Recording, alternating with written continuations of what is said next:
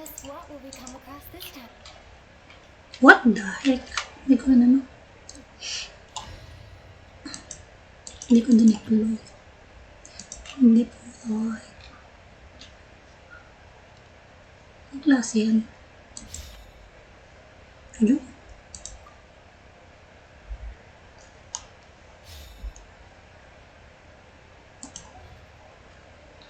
Magagamit mo si Purina. Kay Clorinde, magagamit ko si Clorinde.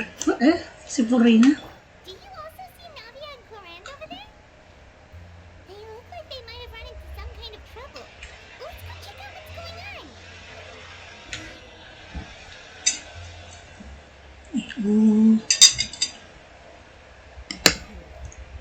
Still no dice?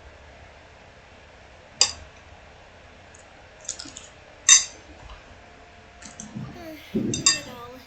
And I Up. lost pretty much everyone in the Court of Fontaine already. Lynette's ears drooped as soon as she heard that we'd have to be out and about for days on end. And Fremine, he hid himself under his helmet as soon as he realized there'd be people around that he didn't know. What about Chiori and Charlotte? I feel like both of them would be more than up to it. I've asked them already, but they're both pretty busy right now. I just gave the members of the Spina a few days off too, so I don't want to bother them either. This is getting pretty difficult. Wait. Nadia, Clorinde, what's up? Oh my. Well, if it isn't my dear partners, how are you all doing? Navia. Oh, you mean... Yep, this is our chance.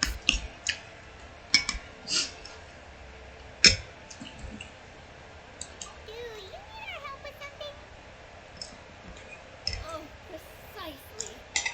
My dear partners, we've got a huge problem right now that only you can solve. Oh, for real? Absolutely. We've already exhausted all our other options. Traveler, Paimon, would you join us and play Mara Shosei Hunter Judgment Day? Mara Shosei what now? It's a new game script by the Tabletop Group, a local roleplay adventure club. Ever heard of the Tabletop Group? They put out games that allow you to participate in a story and roleplay characters with your friends. Oh, I've loved their stuff ever since I was a kid. That sounds super interesting. Clorinde and I are both veteran members of the club. Recently, someone came up with a new script and was looking for people to help playtest it. Malalaman natin. Hindi ako mag-skip. Of course, I couldn't refuse. I mean, come on. A brand new script? Nobody has ever played it before. Generally speaking, scripts at that level of development have a lot of issues, but I think this one is pretty solid. The author obviously put a lot of work into the story, and the world building is also quite incredible. Whoa. I know I was the one that handed you the script, but some of us haven't read it yet. No spoilers, please. Anyway, the script calls for a team of 4. Yes. We're missing one final player right now. So, you're saying you'll help us out? I knew I could count on you, partner. Dinner to, no? The Traveler kind of a package deal, is Wait lang. That's not a problem. I'll adjust the pace based on the actual number of players, and ensure that everyone has a good time. Well, Traveler, what do you think? Wanna play? I'm gonna follow your lead.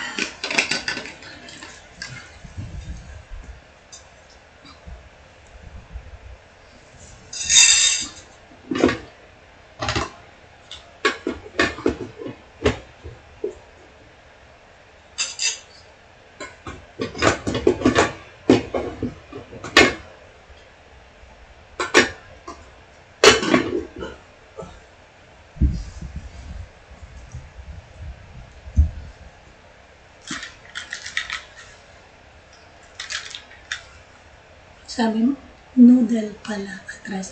Hindi noodle. Grabe ka naman sa noodles.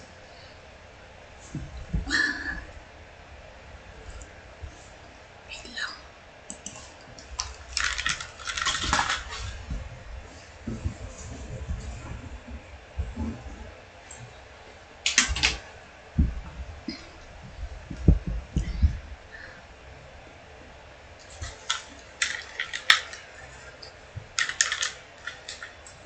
Rice to, tsaka corned beef na may egg.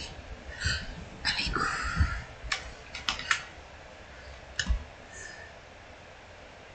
Well, that solves our problem. You have our thanks. Woohoo! I'll go grab the Tas script may manager pipino from the ko. club right away. The script manager? Didn't you just say that you gave Clorinde the script? The club introduced a completely new kind of gameplay for the script. In this iteration, the Game Master's version of the script is incomplete. The script manager provides the next part of the script only after players have completed the current list of objectives.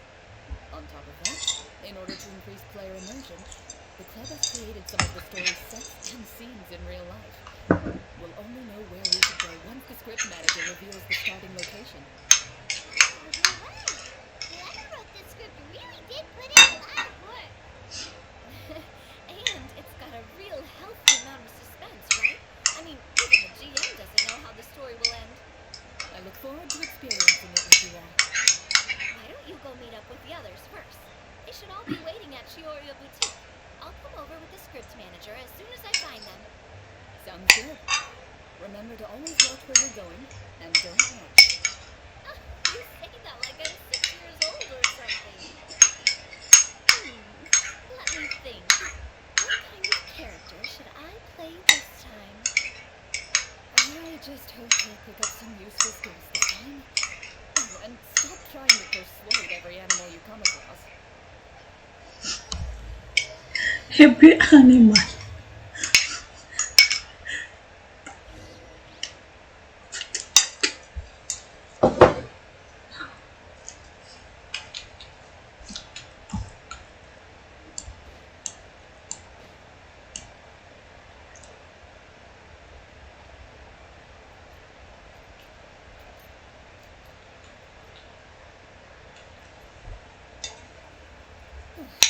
Sorry to keep you waiting.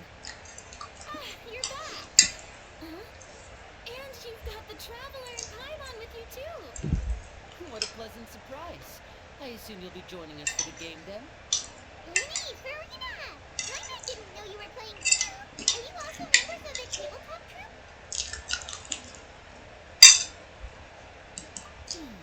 I'm more of a casual member of anything.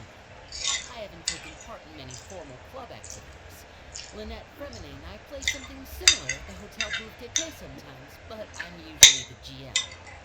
Still, I'm sure it'll be fun being a player for the first time. I'm looking forward to it. Well, I'm not a member of the club at all. Clorinde simply woke me up first thing this morning, said there was a good script worth experiencing, and asked if I wanted in. If you're interested, I can give you a referral. That should give you a 40% discount on membership fees. I think I'll wait to see how this experience plays out first, especially when it comes to the quality of the script. Ang cute-cute If mo it's talaga. sufficiently fun, then I'll join. Do you participate in a lot of tabletop troupe activities, Clorinde? You could say that. She's actually one of the few senior game masters of the troupe. Right. I knew about that even when she was still my subordinate. It's nothing. Really, just a small hobby of mine. Wow. I've been so used to seeing you be all upstanding and intimidating as a champion duelist. It's kind of hard to imagine you role-playing with a bunch of friends.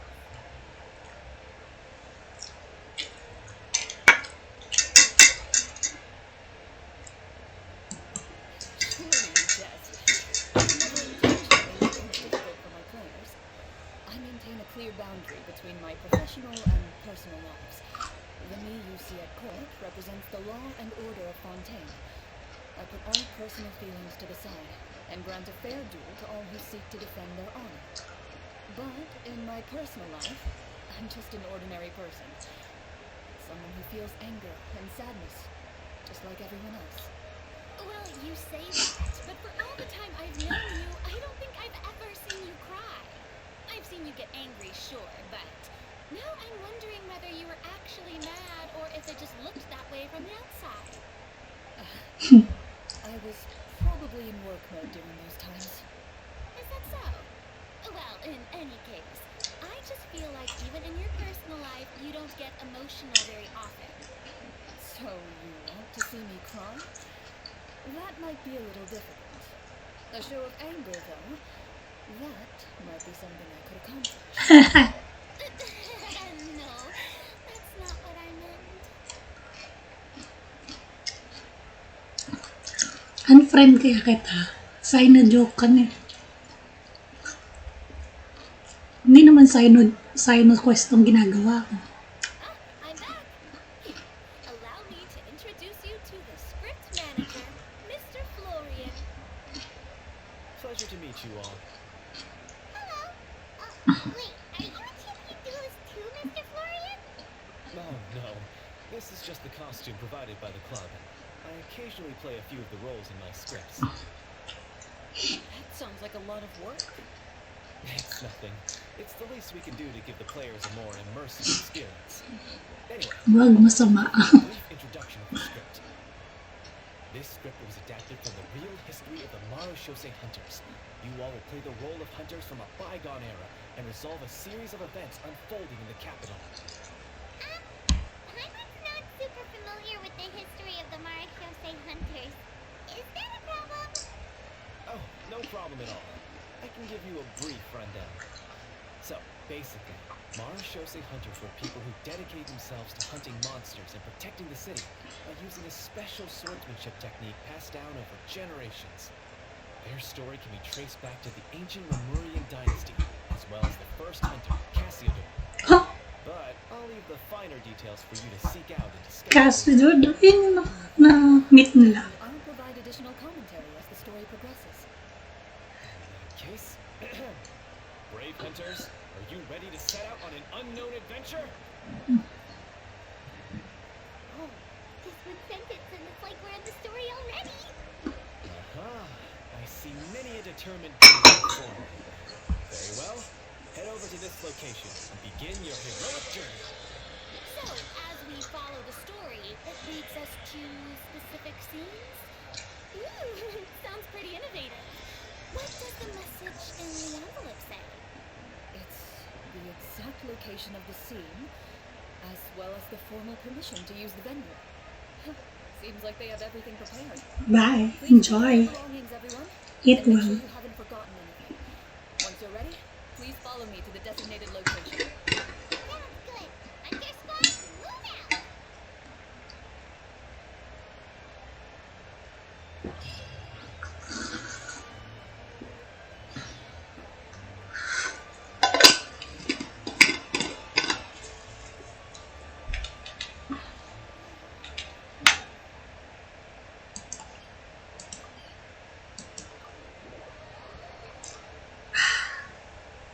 Busog.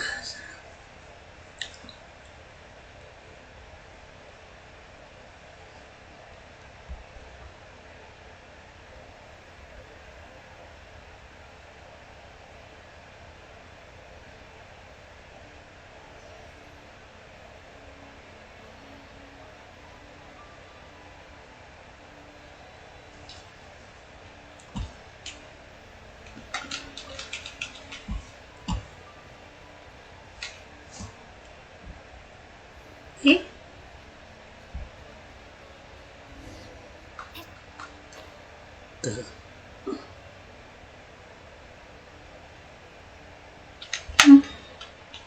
Ba't lumayo?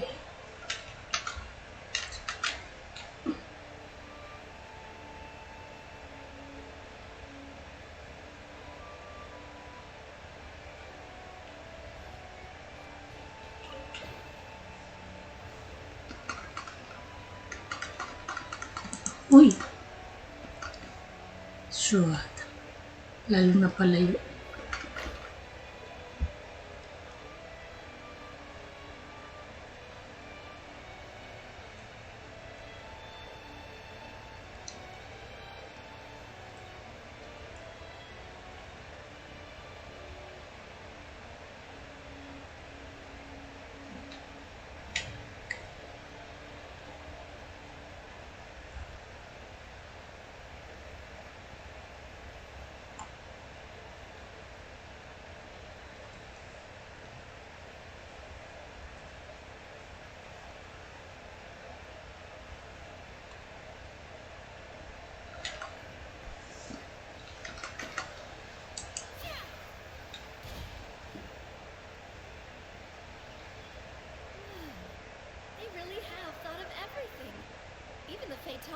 here and ready to go for us.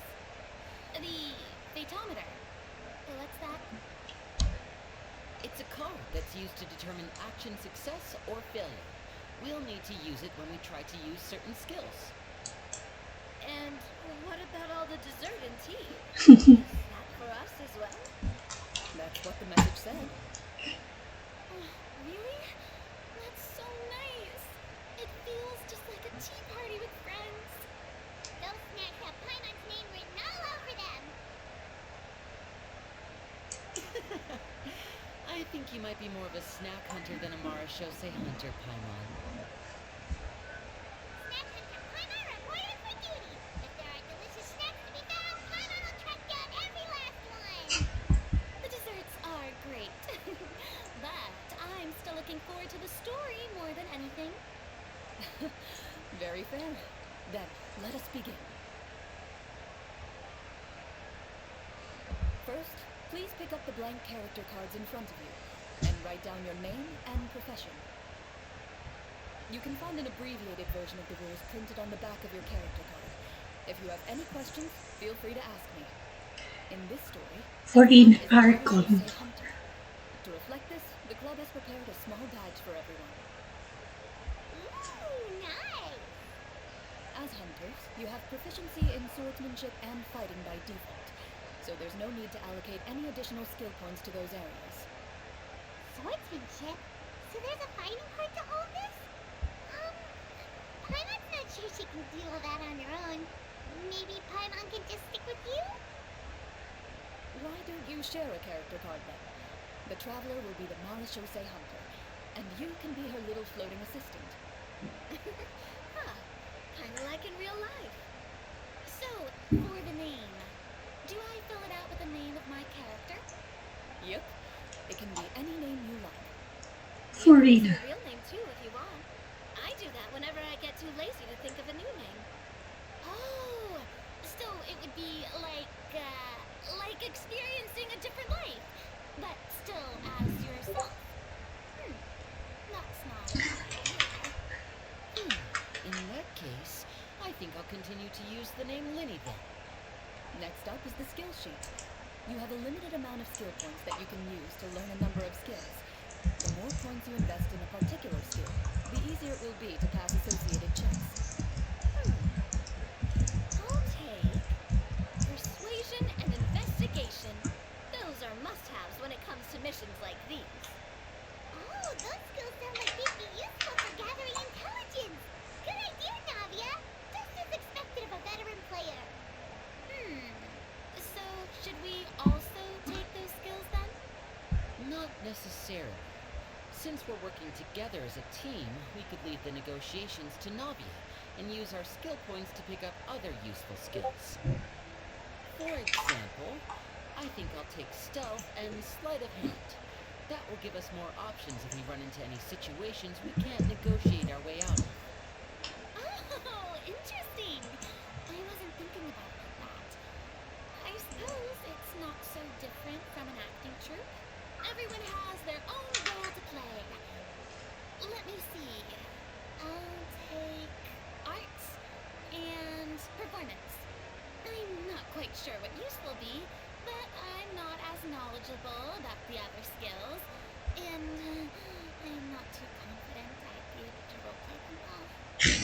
Well, that leaves us. What do you want to learn, Traveler?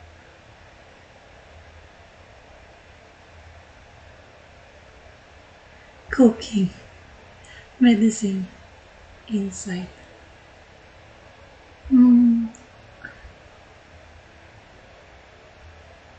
Insight. Oh, something that'll help you get a read on other people's thoughts. Sounds useful.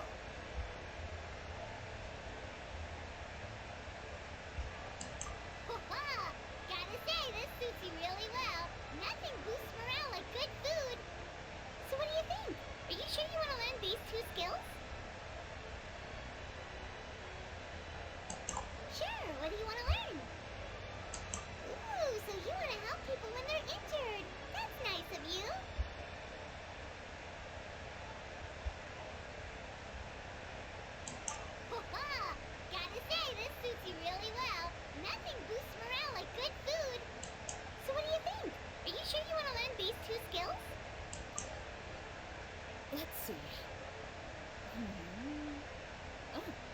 like you each have enough points to choose one final skill. You all pick such classic skills. It's fine to go a little bit out of the box, you know. Why do I get the feeling she's getting ready to cause trouble? For example, this one here. Summon. Doesn't it sound super mysterious and cool? Oh, I saw that one just now as well. The description says this skill can be used under certain circumstances to summon characters or creatures that fit the script's world-building rules. The script's world-building rules, huh? But how are we supposed to know what a Marashose hunter can summon? Oh, that's not for us to worry about, my friend. Just learn the skills that interest you, and the GM will take care of the rest. Alright, let's convince Paimon. Let's learn summon then. Paimon can't wait to see what kind of thing shows up. Well, now that everyone's more or less finished creating their characters, we can begin. Since two of our players are doing this for the first time, though, let me ask. Would you like to play on easy mode or authentic mode? What's the difference between the two? Well, in role-playing games, the story sometimes changes based on the decisions of the players and the results of the Fatometer. For example, if you fail a check, that means you cannot use the target skill in that scenario. A critical failure may even result in further negative consequences. If you choose to play in authentic mode, every time you elect to use a skill, you'll need to use the Fatometer to see whether you succeed or fail, and face any consequences that may follow. If you choose easy mode instead, every check will be successful by default, and you won't have to worry about luck playing a factor.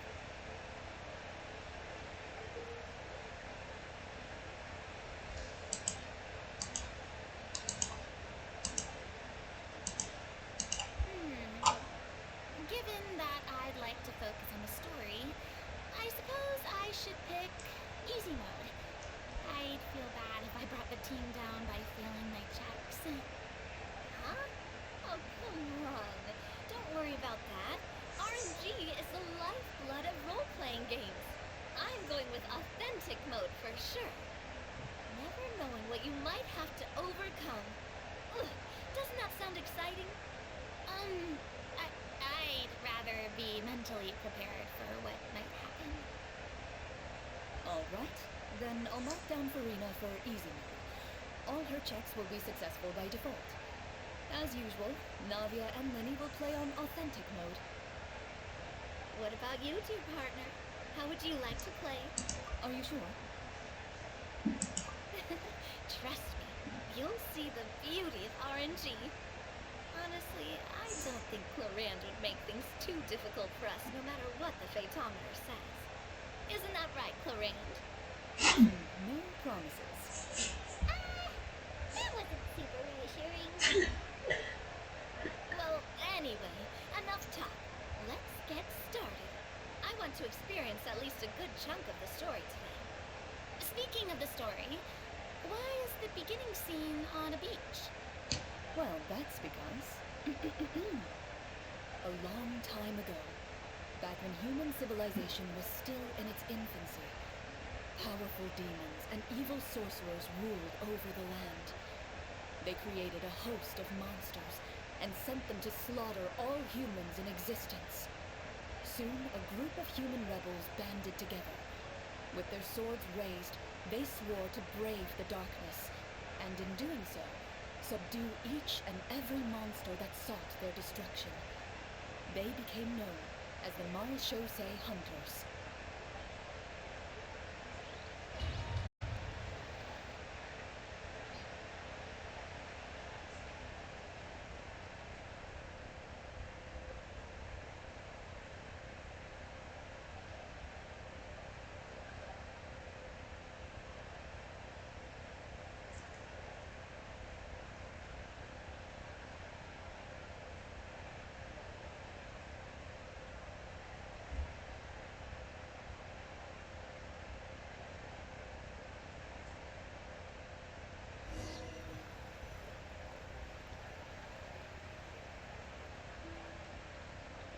Sometime later, As a member of the Marechaussee Hunters, you receive a commission.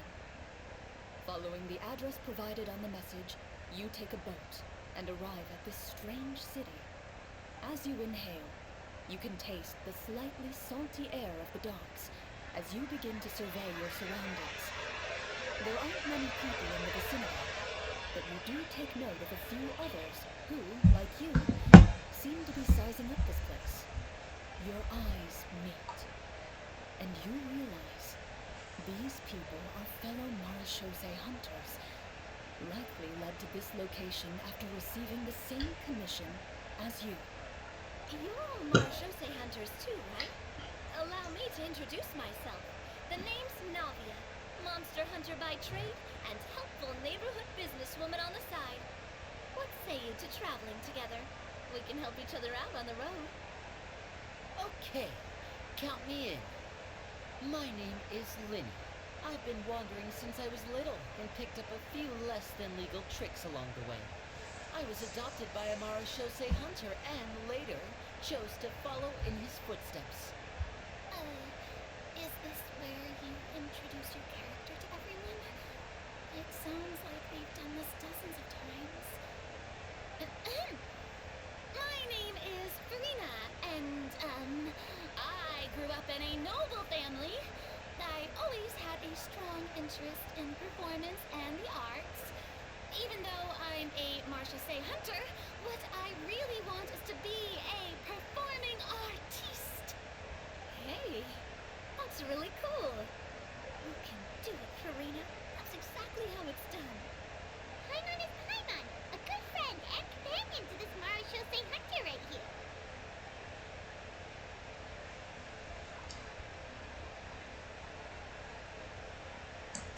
I've been studying medicine ever since I was a child.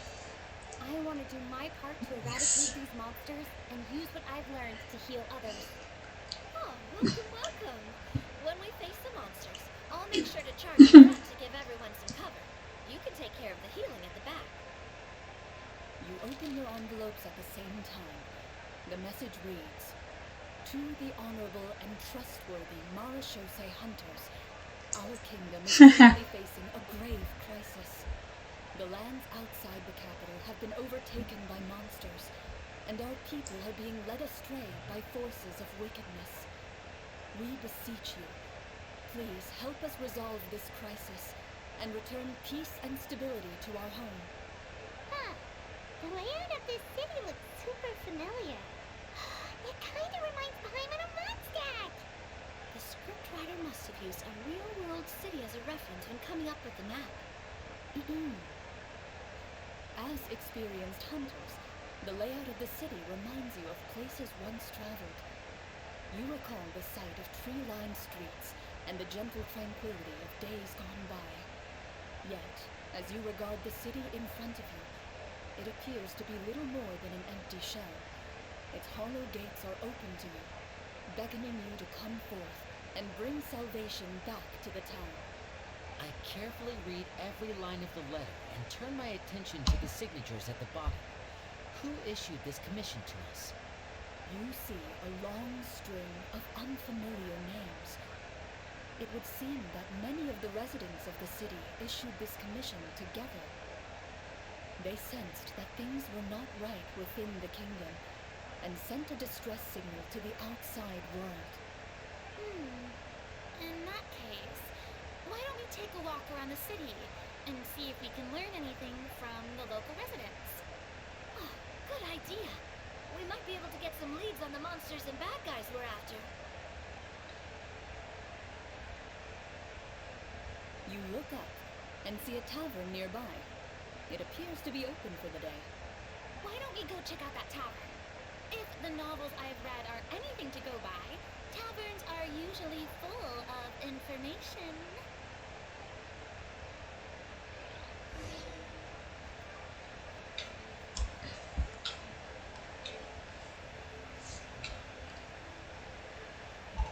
As you approach the tavern, you find a plainly dressed woman standing nearby. She appears to be rather troubled about something.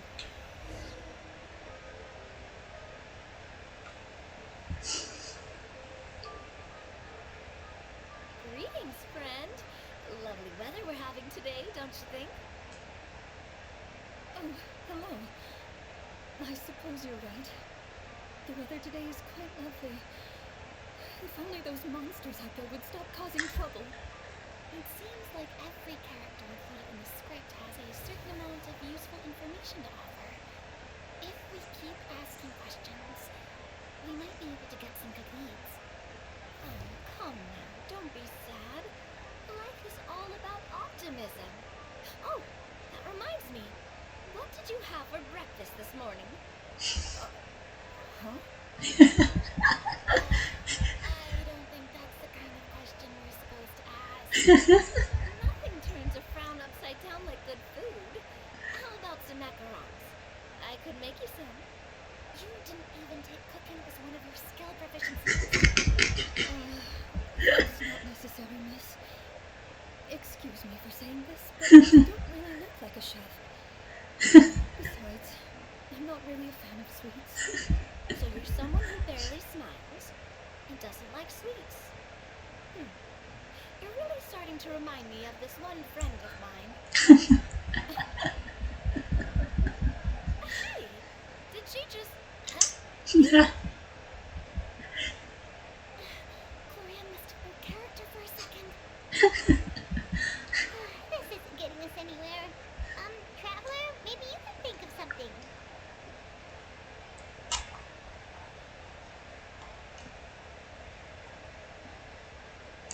Are you sure? In that case, please refer to the phaetometer.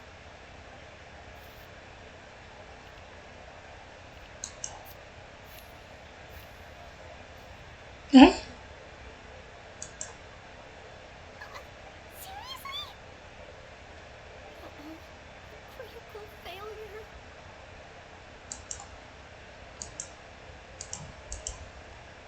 You remain silent as you prepare a pot and fire to use for cooking. The woman stares at you with her mouth agape as you skillfully cut the ingredients and toss them into the pot. Splash, swoosh, clang, clang, clang, clang. Clang? You're unable to make Yeah, hello. the force of your stirring, and accidentally It's knock not the EB lid ban. off. It's Habib Soup tea. spills all over the ground. You see evidence of your failed creation splattered on the surrounding furniture and across the hemline of the woman's skirt. Oh no, I screwed it up. Habib tea. What is the meaning of this? Oh, she just wanted to cook something delicious to cheer you up. She really didn't do this on purpose. Is this situation I'm fine. salvageable at all? I'm fine. Please leave me be. I just want to be alone. But, miss, Please don't force me to repeat myself. Well, at least let us help clean up. critical failures are bound to happen. Don't be discouraged. Let's try and ask someone else. I'm enjoying the story quest now. Yeah, I have a good As you venture further into the two. I should streets appear largely empty. choose two. An elderly woman walks past. You see her shake her head as she puts away her wrinkled wallet. A nearby merchant folds his arms and gives you a disdainful look. You get the impression that he's someone who has long gotten used to the sight before him.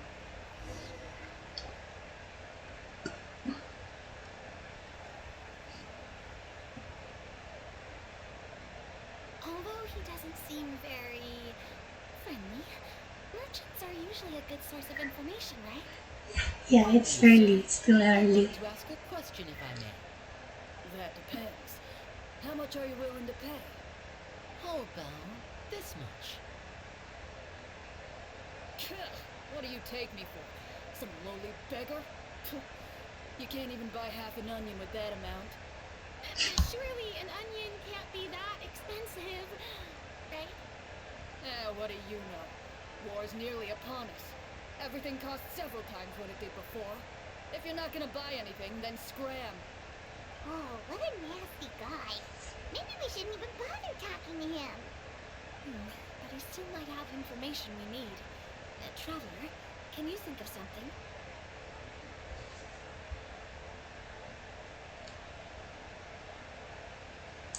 Sir, we came to this city to solve the very problem you seem to be referring to. The war you mentioned, would it happen to be against the monsters outside the city? If you happen to be well informed and know a thing or two about what's going on, we'd appreciate it if you could share that information with us. After all, the sooner this problem gets resolved, the easier it will be for you to do your business.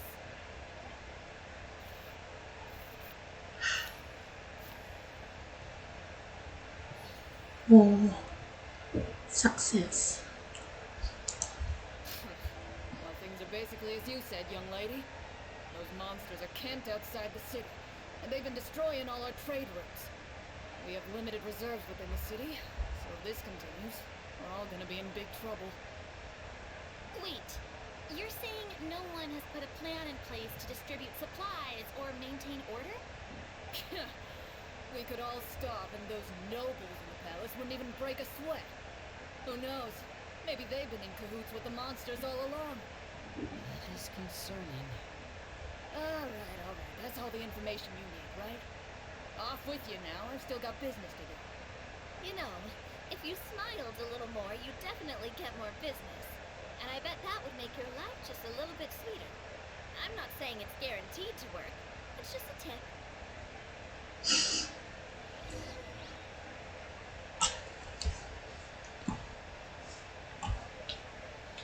Should we try to go somewhere with more people?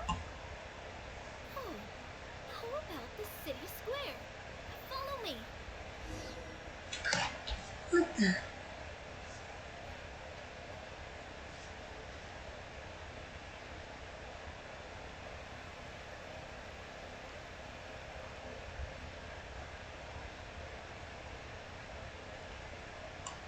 Before you lies the city's central square. You see a man with a slightly anxious look on his face, pacing back and forth, his head hanging low. He doesn't seem to notice your approach. Still immersed in his own thoughts, he shakes his head and lets out a long sigh.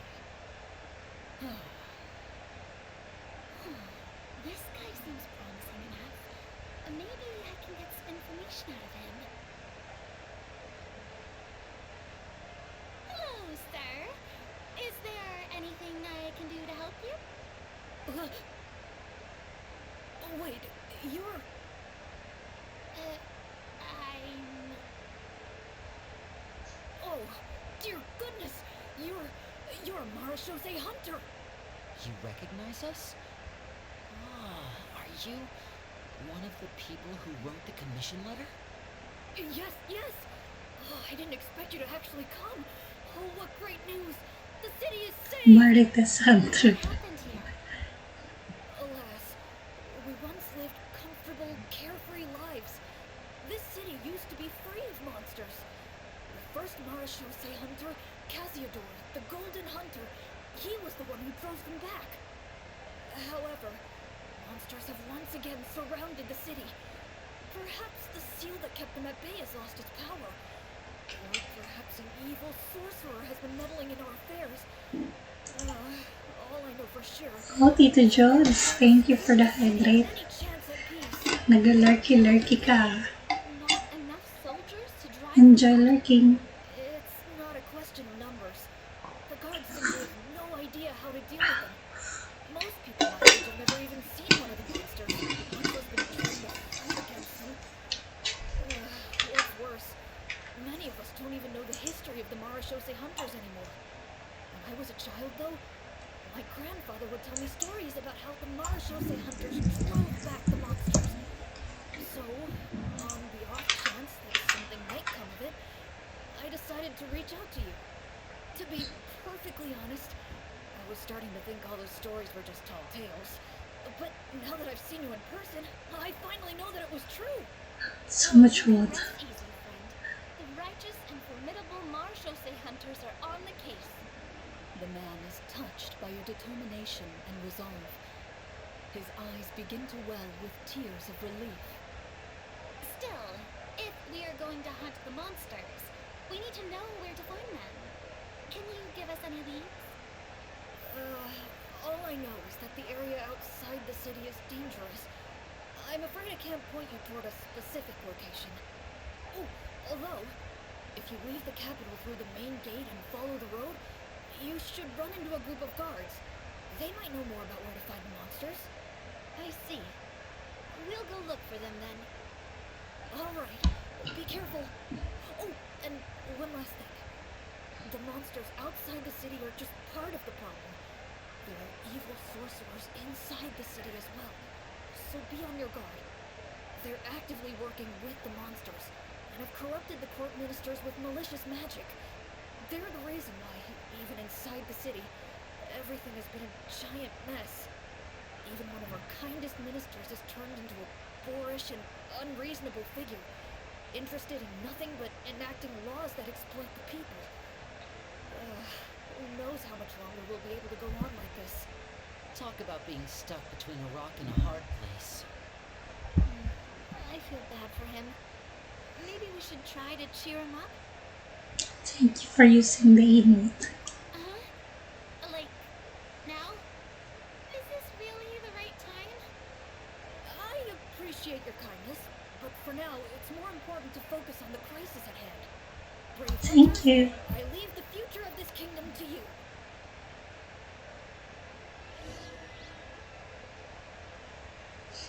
Yeah, my niece created it, so I make it as my emote.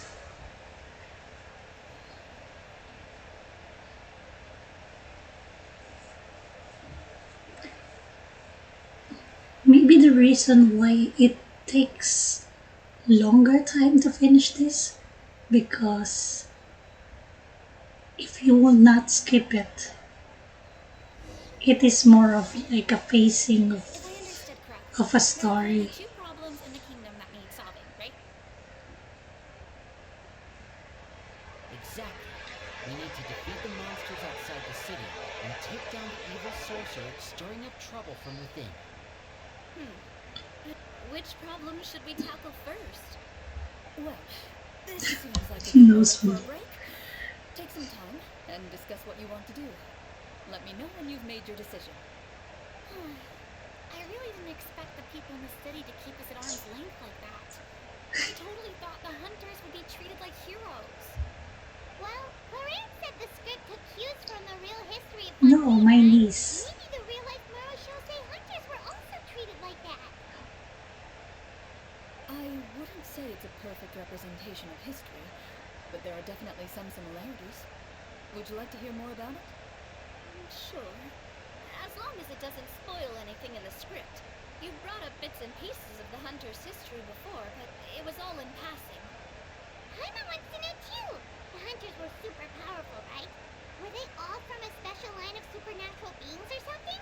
Kind of like the yokai in Inazuma? No. All Marashose hunters were ordinary mortal fighters. The only thing that set them apart were the special sword techniques passed down over the centuries. Huh? So you mean anyone could become a Marashose hunter? In theory, yes. All you would need to do is survive the rigorous training and master the swordsmanship techniques required to fight the monsters. Still, most people dropped out at the early stages, and others called it quits the minute they saw a monster in person. To become a hunter, you must be strong in both body and mind. What kind of monsters did the hunters fight exactly? Oh, and the evil sorcerer the script mentioned. Did they exist in real life too? The land of Fontaine once played host to an ancient dynasty known as Remuria. After that dynasty fell, monsters began to appear, intent on obstructing humans from establishing a new social order. One of the ancient sorcerers of Remuria used his power to assemble a formidable army of golems. He sought to use that force to establish himself as king. Now, wait a second. Don't tell me that guy was the inspiration for the evil sorcerer in the script. We still haven't found any in-game information on him yet.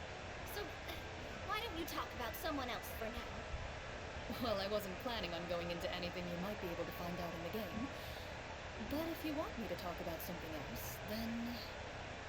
how about Casiodor, the Golden Hunter? Or Egeria, the ex-Hydro Archon? Wait, but those people are all from a super long time ago.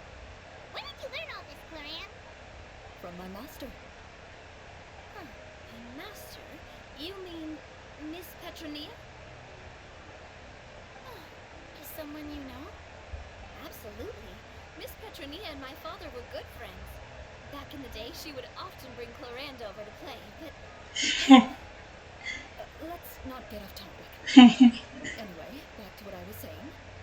Responding to Egeria's call, a number of warriors followed Casiodor into battle against the monsters. This group of warriors, under Casiodor's leadership, became known as the Marechaussee Hunters. Yet, as Fontaine entered an era of peace, their work gradually became obsolete. The Marechaussee Phantom, originally an association made up of hunters, eventually came to be predominantly comprised of Melusines. I see. That explains why most of the people in the script have forgotten the hunters or think of them as nothing more than a legend. Is that really a bad thing, though? It can get tough always being the one shouldering everyone's expectations. Depends on who you ask, I suppose. If the name of the organization no longer commands respect, investigative work is bound to suffer. Speaking of investigations, which problem should we tackle first? Monsters or evil sorcerer? I vote monsters. That's the main duty of the hunters, right? We can come back to the sorcerer later. Well said, Miss Farina. Plus, if the sorcerers really are the masterminds behind this whole thing, defeating the monsters could give us some clues on their intentions as well. What about you, partner? What do you think?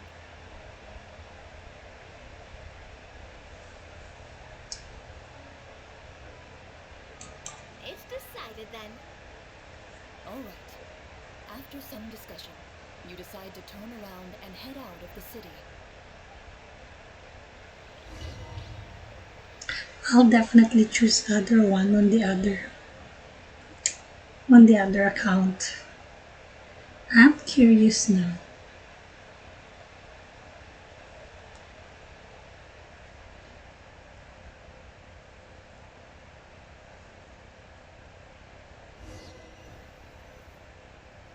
Now if I choose the monster or the sorcerer. Take a look around, like that guy said.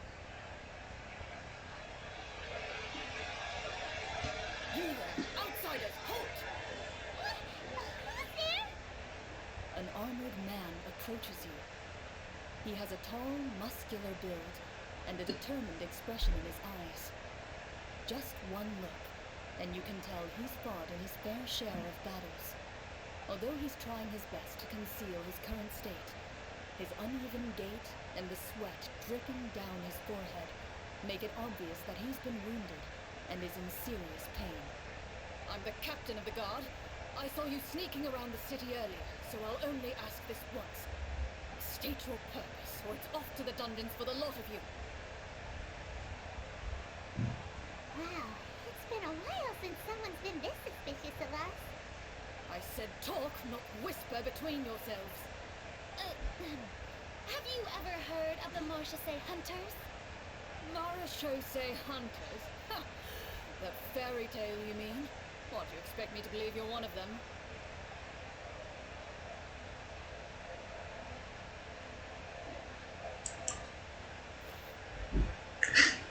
How many? Which one? This 1, 2, 3, 3, 4, 5, 6, 7, 8, 9, 10, 11, 12. Anong all? Hindi pwede yung all.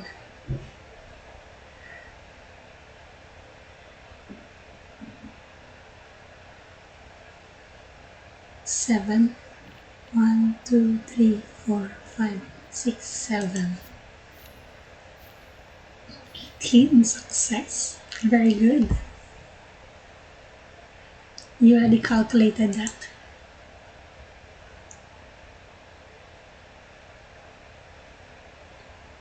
Using your knowledge of medicine, you're able to deduce that the injury on his calf was a monster's doing, and the wound has already begun to fester. As you check him over, he looks at you with suspicion and retracts his injured leg further back. I'm a doctor by trade. Please let me redress your wound. You don't have to suffer like this. The man appears somewhat disgruntled at having been exposed, but soon relents and raises his leg for you to take a better look. He allows you to apply a poultice of specialized medicine to the wound, and it appears to bring him much relief. The tension in his brow eases. Oh, right. Guess you lot might actually be real Marechaussee hunters after all. In any case, you've successfully treated my wound. So, what do you want to know? Do you know where we can find the monsters? Or the other guards who are fighting them? He informs you of the various locations where monsters have appeared. He looks in that general direction with a pained gaze, as if a thin, invisible thread is pulling on his wound. Some of our new recruits have never even dealt with a petty thief, and now they're out there fighting monsters. If it weren't for this cursed leg. Oh, please, sir. Don't get too worked up. You need to focus on your recovery. Just leave the monsters to us. We're Marechaussee hunters after all. Hearing you say Nagamit ko na ba? a glimmer of hope flashes in his eyes. But it disappears almost as quickly as it came.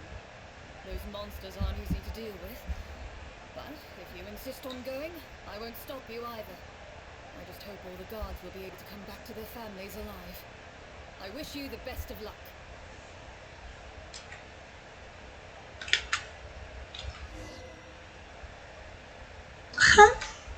Based on what the captain said, the monster should be right up ahead. Let's go. Hopefully we're not too late. As you approach the battlefield, you see numerous people lying by the side of the road. They appear to be dressed like guards. Their faces are filled with desperation and terror. Some are screaming and cursing in vain, Ano naman, no? trying to banish the monstrosities they saw from their minds.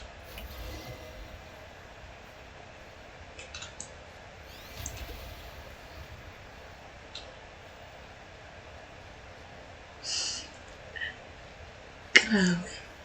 A few of the wounded look up at Pang you in shock ano to? and Pang lakad lang? Quick, leave this place. Turn around and don't look back, they yell.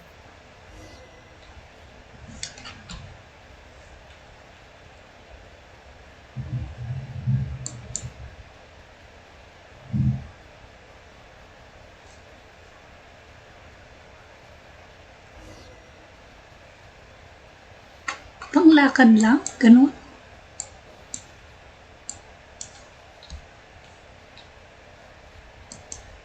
What the heck?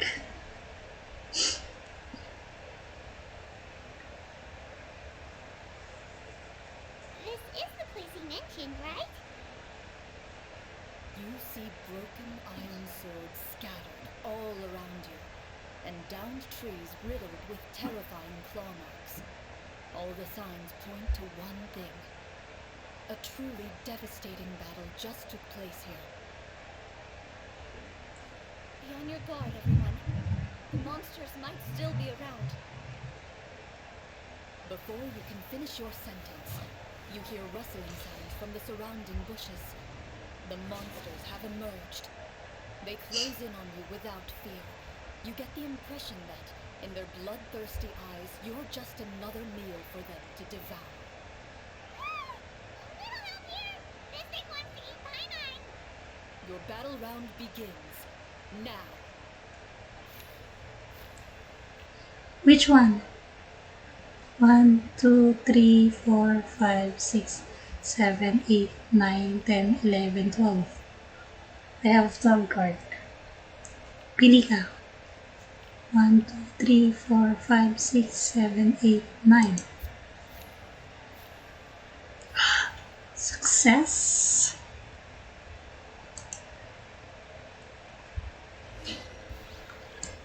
Time to shine.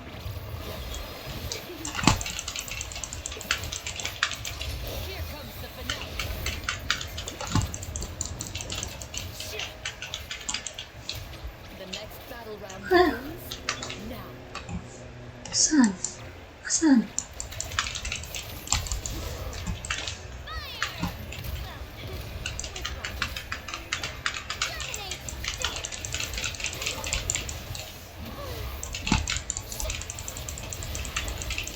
Payback. The Ano ba yan? monsters let out a terrifying roar of anger and resentment before dissipating into thin air. Ugh. Thank goodness it's over. We're lucky the Marashose Hunter class came with all those preset skill points. Otherwise, we would have been in some real trouble. I never knew the photometer even determines the amount of damage you inflict. If you get unlucky, isn't it just game over right then and there? Huh? That's part of the fun. The uncertainty of fate is what gives these games their appeal. Just as you begin to celebrate your victory, a suspicious lump on the ground catches your attention. A suspicious lump. Wait, could it be the thing that appears after every battle? I walk up to it, crouch down, and begin to carefully examine it. I've still got my right glove on, so it should be fine for me to touch it, right?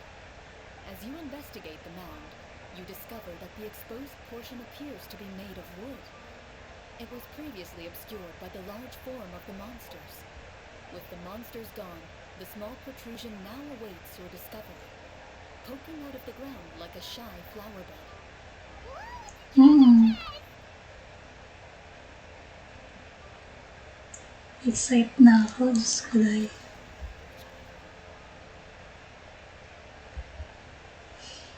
Parang gantong-ganto yung naramdaman ko kay Raiden, pati kay Nahida.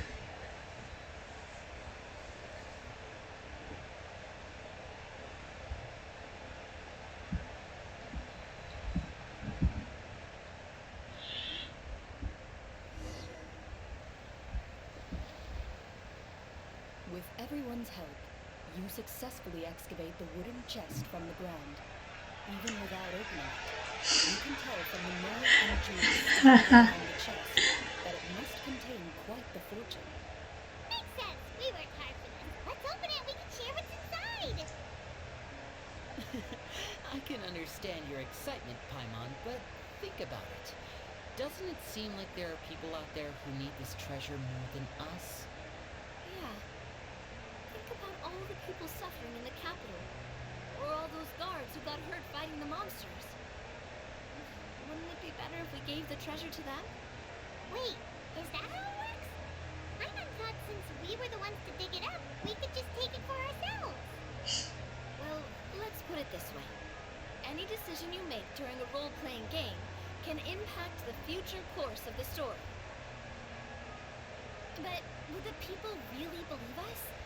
It's hard enough to prove we're Marshase hunters. What if they think we procured the treasure illegally? Lakas kasi siyang kumain. Might get even more suspicious of us. That's definitely something we should consider.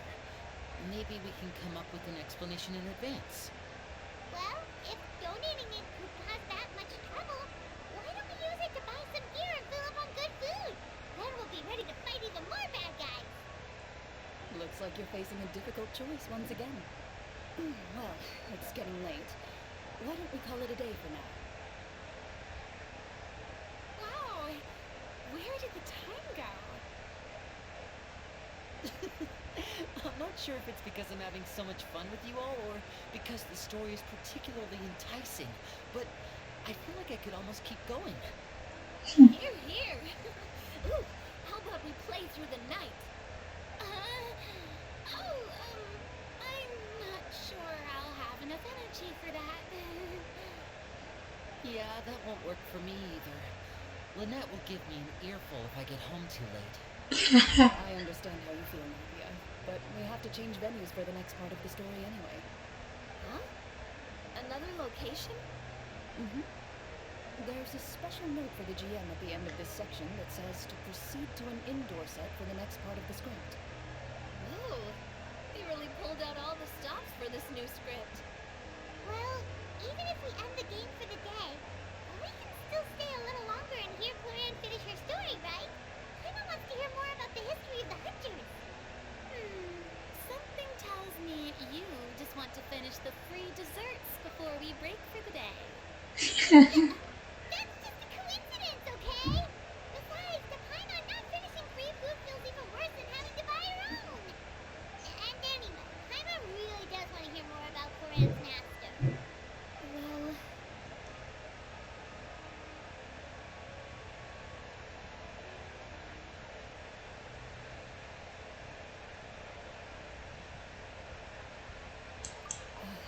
It's nothing. I appreciate the concern, but it's all in the past. It won't do any harm to share these things now.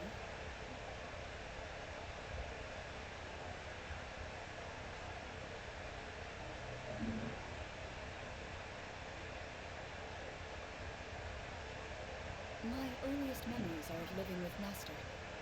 According to her, she saved me from certain people of ill repute. My birth parents had left me behind some time before that. what a heavy beginning for a life story. Master was a fascinating individual. If inexperienced in the ways of raising children, my first ever toy was a short sword. Although I suppose it wasn't so much a toy as something Master removed from her waist and handed to a noisy child in need of distraction. Oh, wait, so she handed an actual sword to a child? Isn't that dangerous?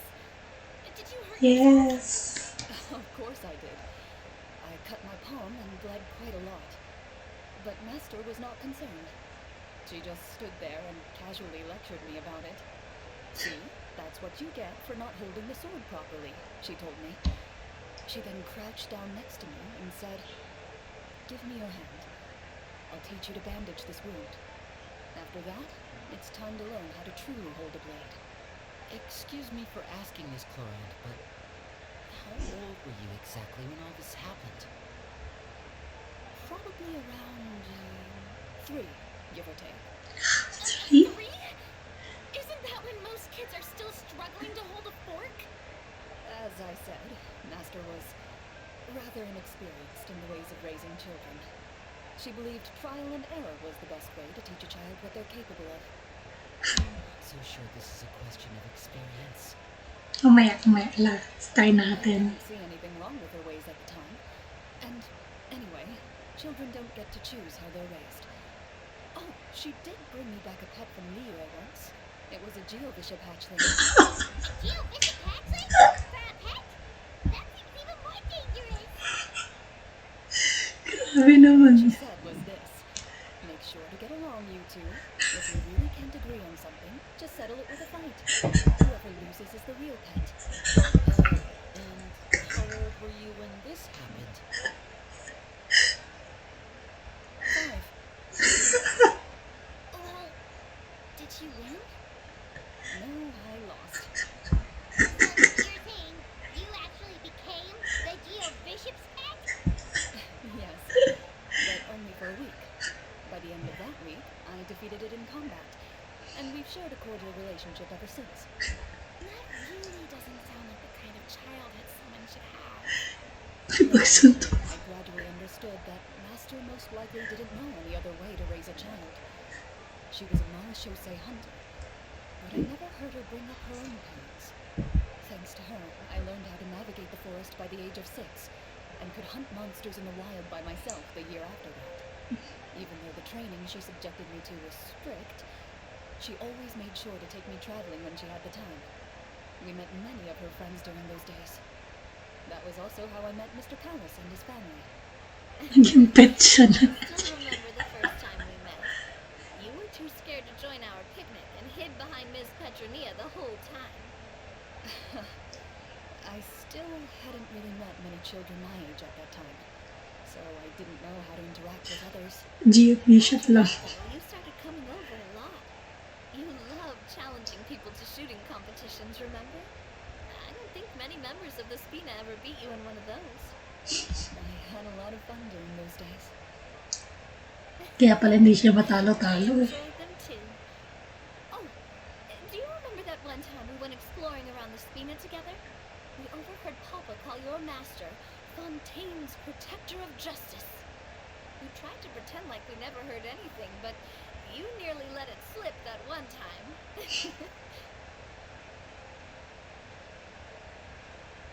Protector of justice. Oh, wait, you mean that vigilante hero from 20 years ago? The one who was always active at night? Yep, that would be her. She often would put on a black cloak and go out at night. I never knew where she went or what she was doing. Until, like Navia said, we overheard the truth from Mr. Cowles that night. 20 years ago, huh? I still remember the guards leaving all kinds of witness reports about her on Nervalette's desk. My apologies. Oh, there's no need to apologize. You had nothing to do with it. And anyway, everything she did was for a good cause. Although, calling herself the protector of order was a bit much. Especially when she deliberately operated outside the law. Hehe. When did the protector of justice become the protector of order?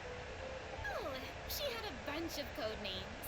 I heard she would just come up with a name on the spot whenever she was asked. Later on, she probably got sick of answering those questions and decided to stick to just two. Mas gusto niya Protector of nung justice and the protector of order. That sounds like her, all right.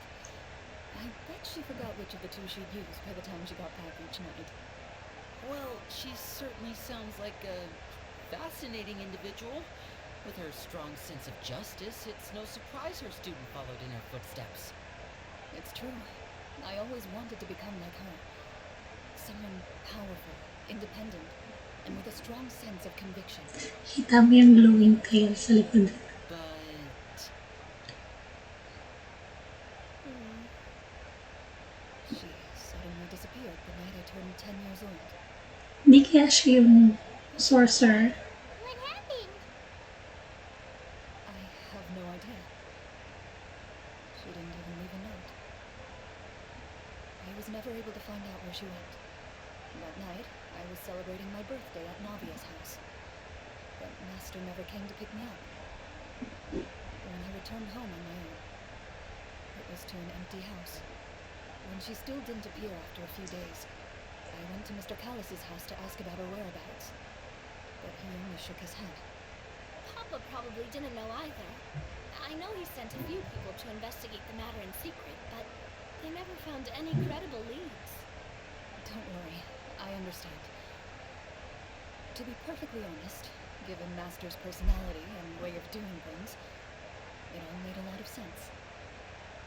If I had to guess, I'd say she probably used it as an opportunity to force me to become independent. Just like how, when a litter of kittens reaches a certain age, the mother willingly leaves them behind.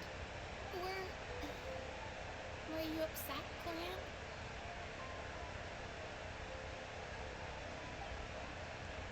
I was at first, but not anymore. Oh. I don't believe Master would suddenly disappear for no reason. There must have been something she just had to do. Well, despite everything, you still managed to follow in her footsteps and become the greatest champion duelist in all of Fontaine. You're practically a living symbol of law and justice. I suspect my position would be far too by the books for her. Master always did whatever she pleased.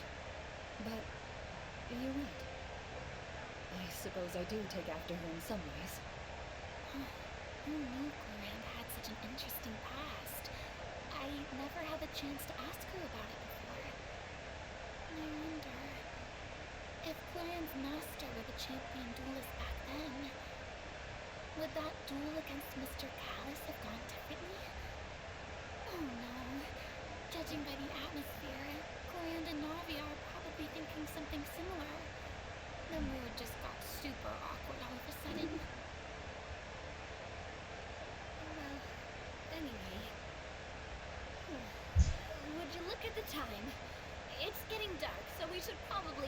day for real this time. If we keep talking like this, we really will be here all night. I had a great time today, Miss Clorinde. Thank you for being our GM. Anytime. The script was good, but I got to say, your childhood stories were even better. Hey, you should tell us more about that fight against the Geo-Bishop sometime. Maybe your master was onto something. You could be right. What does she mean, onto something? I certainly don't know any 5-year-olds who want to fight a bishop in their spare time. Guess I'll head back as well. I need to save my energy if I want to continue enjoying the story tomorrow. You're that excited to hear about my fight with the bishop? I was talking about the script. Pansin mo parang ang kwento si Corina, gusto niya na lagi magpahinga. Parang sinoconserve niya talaga energy niya kasi siguro dahil nga sa pagiging tao niya, no? Oh.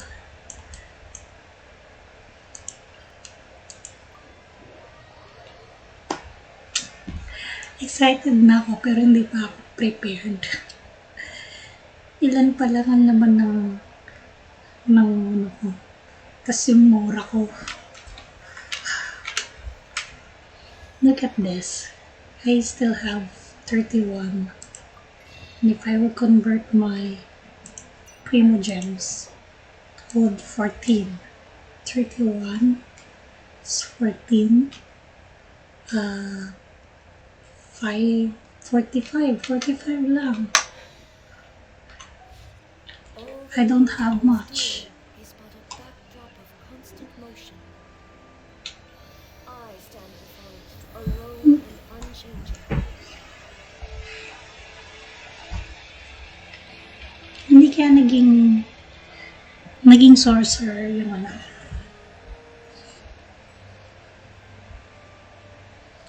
Diba si Cassidor, siya yung nandun sa Remoria, yung ano, yung pusa.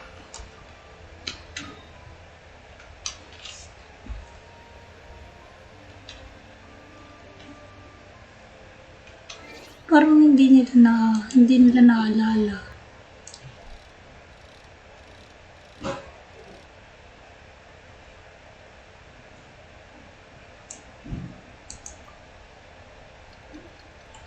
Adjust daw. Ito na-adjust ko na nga. Excited ka rin eh.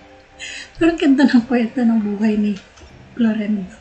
Akala natin yung buhay nila Lini, Linit, tsaka ni Fremine, malala na. Pero yung buhay pala ni Clorinde, mas malala. Kasi diba sila Lin sa House of Hearts, diba sila, tinitrain sila para maging fighter. Pero grabe ko pala yung inabot ni Clorinde. Kaya pala hindi siya pa natatalo. Isipin mo, 3 years old. Tinuruan ng magano. Walang homeless. Sa Liwe nga lang walang homeless.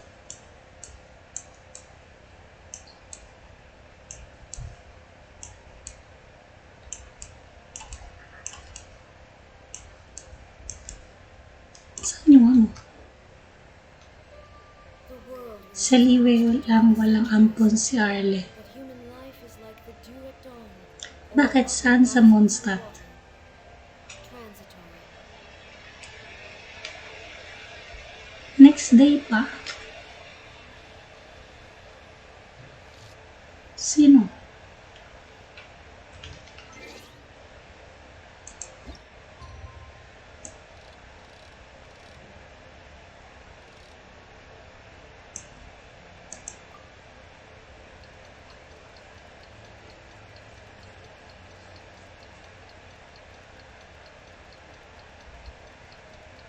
Yung ano. Siyempre, hindi pa babayaan yan yun. Paimon's really look. Wala lang, hindi ko tuloy natapos yung sasabi ni Paimon.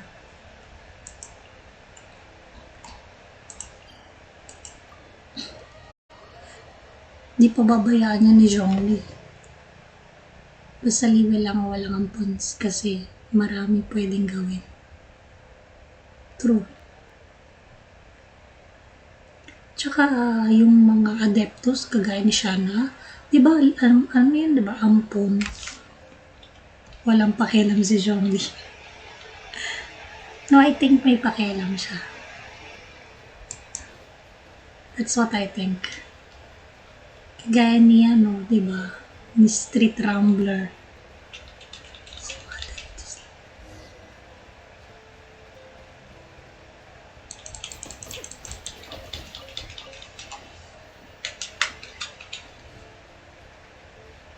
Very tatay nga siya kaya nun. Kay Xiao eh.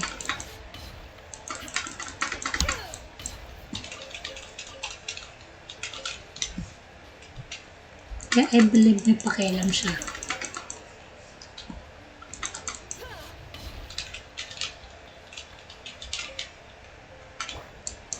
Saan na yun?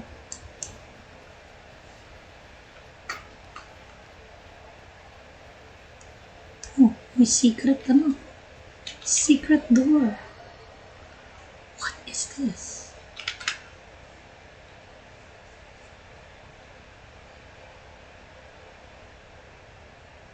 Haampunin niyo ng mga ano, kagaya ni Cloud Retainer. Diba? Inampun niya si Shanna. Looks like everyone's here. Now, before we begin, why don't we finish where we left off yesterday? There was an important decision to be made, yes? I'll pour everyone a cup of tea. Tea. The most important part, though, Clorinde? Paimon's more concerned about our current surroundings. Heavy walls, cold railings, dim lights. This is obviously supposed to be a prison.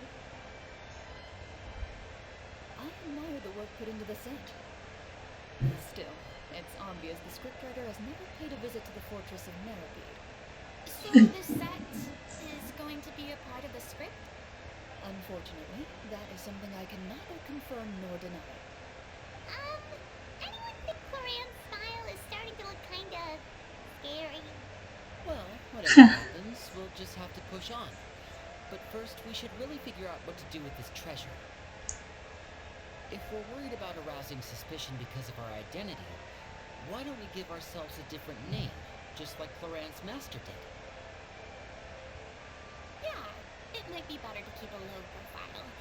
As long as we're helping people, it doesn't matter who we are or what we're called. Staring at me won't get you anywhere. Or did you want some more tea? Tropa talaga sila ni Ryo eh. Why aren't you saying anything, Navia? Wait, what's that next to you? Oh, this is the short sword Clorinde mentioned last night. I found it. Huh. I'm surprised you managed to track it down after all this time. Well, I made sure to take good care of it, considering the circumstances in which you gave it to me. Of course I had to keep it safe. Anyway, where were we? Oh, right. I was just thinking about all the potential ways for us to break out of prison. We could dig a tunnel, or try to bribe the guards.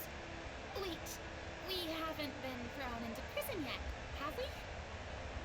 Well, it's only a matter of time. It pays to be prepared. Just like how you should always have an umbrella on hand, even when it's sunny. Alright, Paimon's made up her mind. Let's just give the treasure away.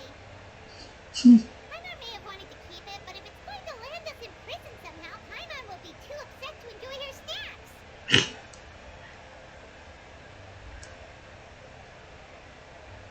So, you reached an agreement?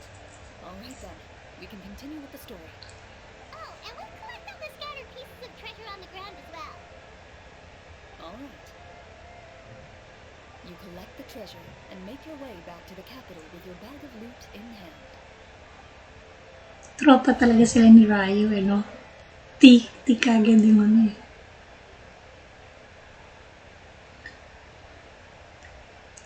Bagay sila eh. Ship ko yan. Si Riot tsaka si Clorinde.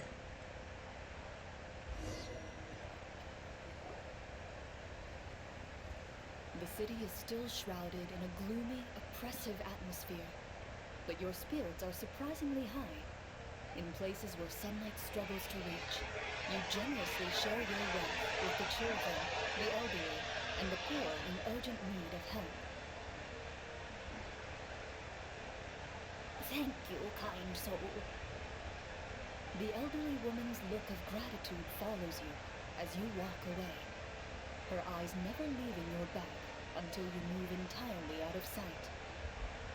However, there's still quite a bit of Mora remaining. It appears you haven't made much progress. She's probably trying to tell us to speed this up. We need to hurry up so we can address the sorcerer problem. Should we go find that man again at the square? He seemed like a pretty responsible guy. I'm sure he knows the people here far better than us. Oh, good idea!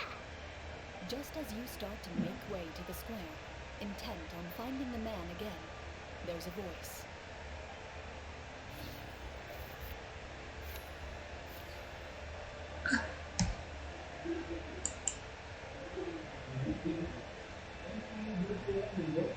Please wait, distinguished guests. Several strange guards suddenly call out to you. They run forward to meet you and proceed to politely pay their respects. Greetings, gentlemen. Are we being invited for afternoon tea? Surely you jest, my lady. That would not be our place. It is His Excellency the King who requests to meet with you. Please come with us.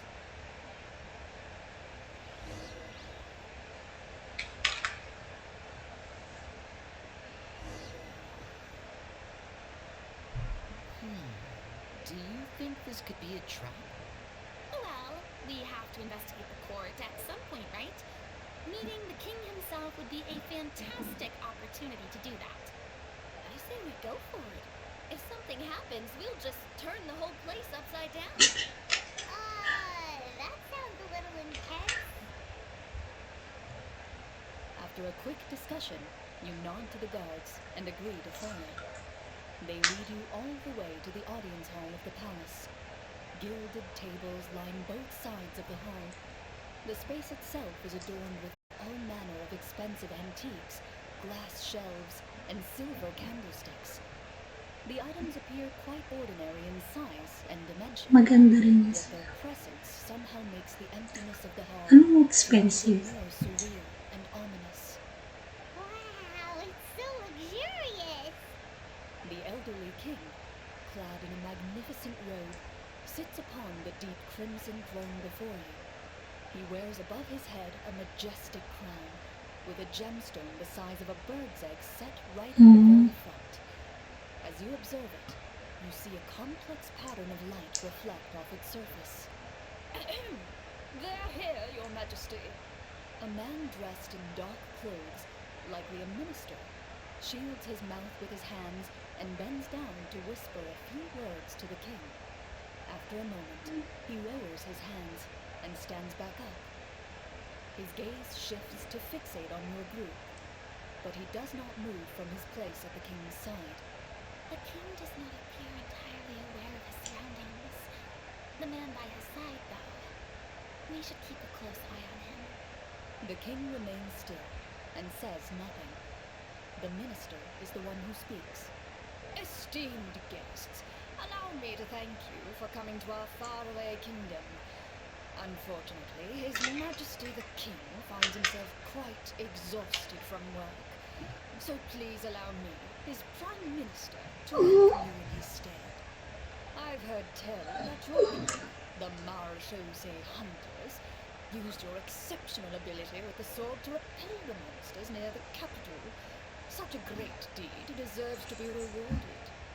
However, seeing that I was not fortunate enough to observe such a feat with my own eyes, you'll forgive me for seeking to verify the truth by speaking to you myself. Well, we've got nothing to hide. You brought us here to talk, right? So we'll just explain what happened.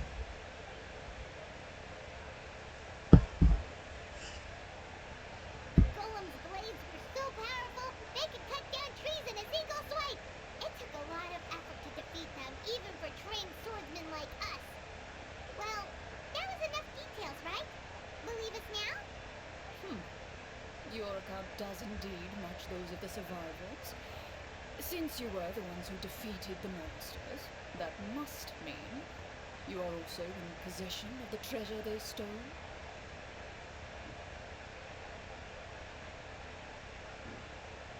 Well, we did take the treasure, but how did he know about the treasure?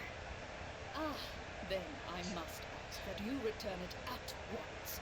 It belongs to the kingdom. Wait, but didn't you just say that our great deed deserved a reward? Shouldn't the treasure be considered a part of that? Yes, that was indeed what I said. But you seem to have forgotten a very important distinction. Only that which is freely given to you can be considered a reward. Taking the rightful wealth of a kingdom without said permission, on the other hand, is a crime. But that's completely unreasonable. Yeah, that makes no sense! If it weren't for us, the treasure would still be buried underground somewhere! Maybe so, yet the fact remains. You tried to dispose of the treasure without reporting it to the court and without receiving permission, yes? What, no answer? Surely you're not insinuating that you, a group of legendary Marechaussee hunters, sought to take the treasure for yourselves? Well, what about the king? Is he just gonna let this guy talk for him the whole time? Clad in his magnificent robe, the king remains seated, with his hands resting on either side. Legendary Maritas Hunt. His posture is rigid and unmoving. He stares forward with an empty look in his eyes, completely unmoved by the events before him. From the look of things, could the Prime Minister be the evil sorcerer? Or could both the King and the Prime Minister have fallen under the evil sorcerer's control? Nakakaten chismis sa isang oras. The guards in the palace appear fully armed, their expressions solemn. Sensing the tense atmosphere in the room, they stand at the ready, each with a hand placed upon the hilt of their sword, as if prepared to draw their weapons and surround you at a moment's notice. There goes my plan to turn the whole place upside down, I guess. It appears we've been visited by nothing more than a group of ill-intentioned imposters. What a pity. Guards, take them away and throw them in the dungeons. Before I decide your fate, however, I must first determine whether you have any accomplices outside the court. Can't we try to slip away? Or maybe start some kind of riot? But if we try to fight the guards right now... Don't worry. At least we figured out who's behind all this. Let's just play it by ear. If you're scared, Paimon, just hold my hand. Thanks, you guys.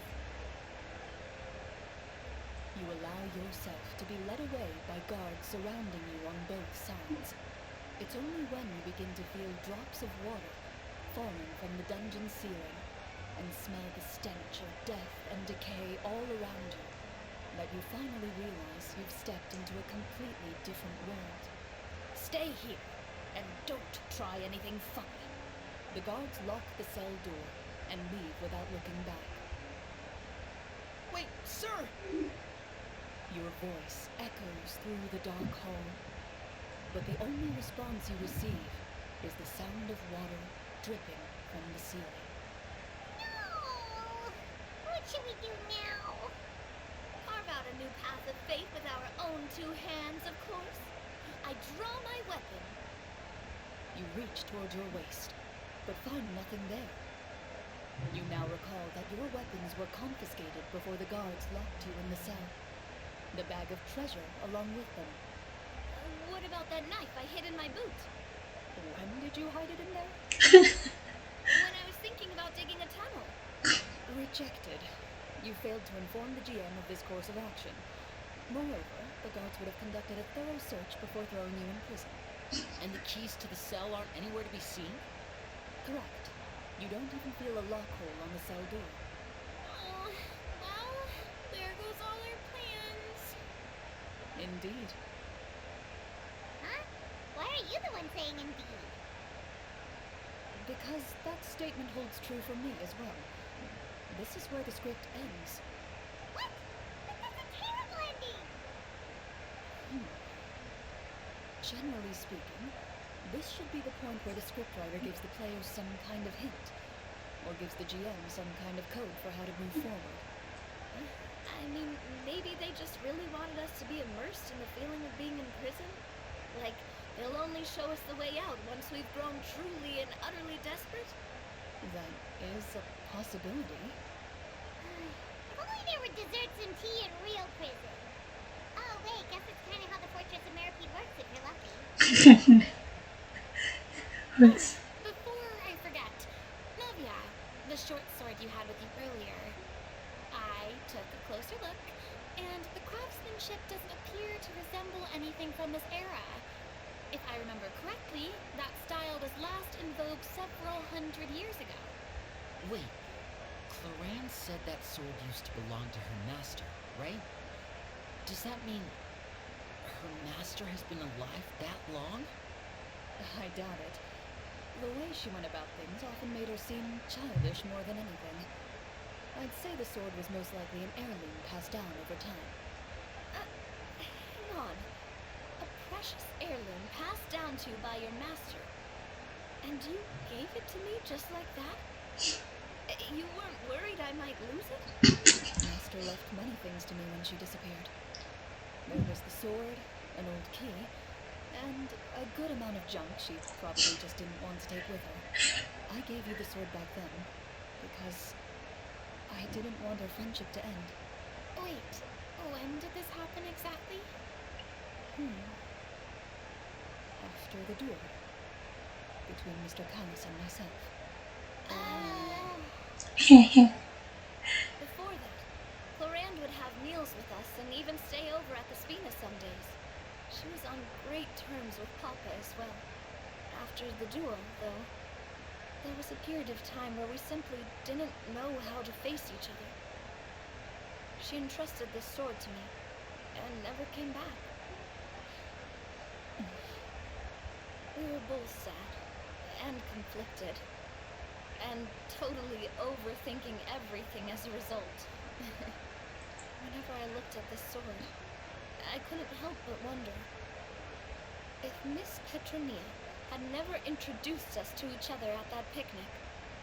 Maybe part of the sadness I was feeling could have been avoided. Back then, it felt like I hadn't just lost a father, but a close friend as well. No one can change the past. The most important thing is that you two found your way back to each other and can enjoy things like this together. Yep, you're right. I'm sorry, you two. I didn't mean to bring up any sad memories. Think nothing of it. No one here is at fault.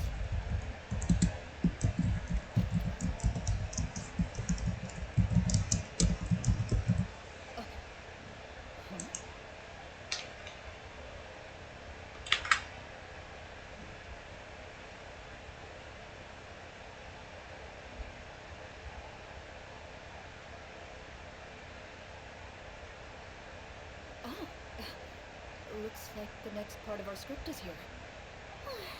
Perfect timing.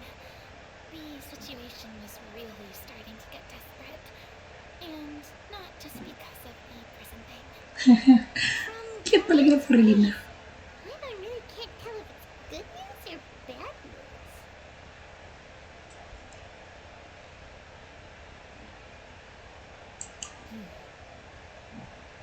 Water continues to drip from the ceiling. In this lightless dungeon, you lack a reliable way to tell how much time has passed. Eventually, you get used to the unpleasant odor of straw, mold, and rust, and find yourselves alternating between fits of drowsiness and despair. Suddenly, you hear footsteps outside the door. Heads up, everyone. Someone's coming. Gather close, everyone, and keep your voice down.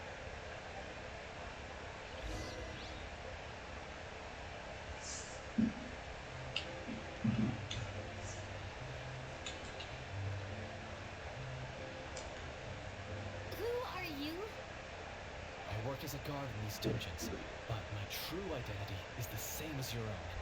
I'm also a Marashose hunter. Huh? Shh. I've already sent away the other guards, but if we make too much noise... I understand, but how can we be sure we can trust you? The king has issued a formal decree. In light of the irrefutable proof of your crime, you're to be executed before tomorrow's sunrise. If you want to escape, it has to be now.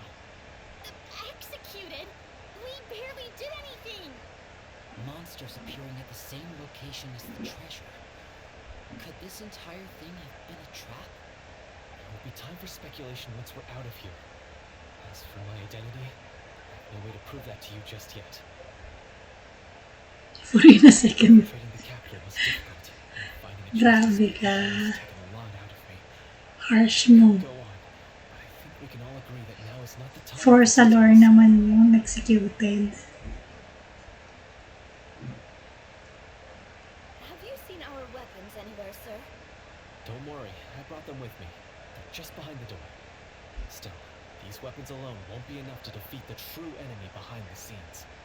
His faction is too powerful. The guards are all under his control, and he's even stationed a number of golems in various rooms throughout the palace. To defeat him, you must find a secret vault. It is said that within that vault, the Marashose hunters of the past left behind a treasure with the power to defeat the sorcerer. You're not coming with us? No, I'll remain in the dungeons to deal with the guards. I'll try my best to distract them so they don't go after you. As long as my identity is not revealed, I'll be able to aid you when the final battle comes. In that case, please stay safe. Thank you for your concern. I will do my utmost. As for the location of the vault, here, this map should lead you there.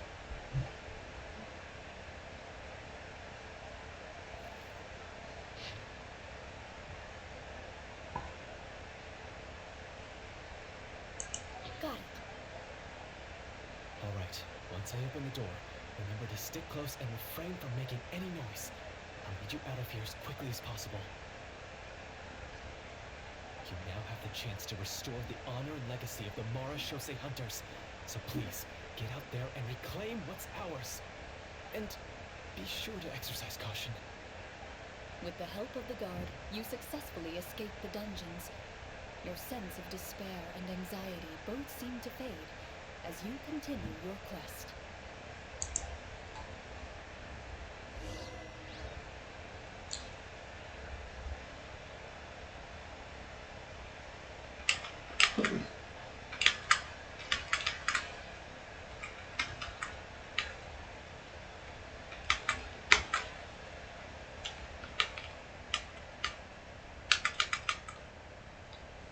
Wait, we didn't get to use our skills at all while we were in prison. Who knows when we're gonna get the chance to use that cool summon spell? That is a pity, but we can only continue to move forward.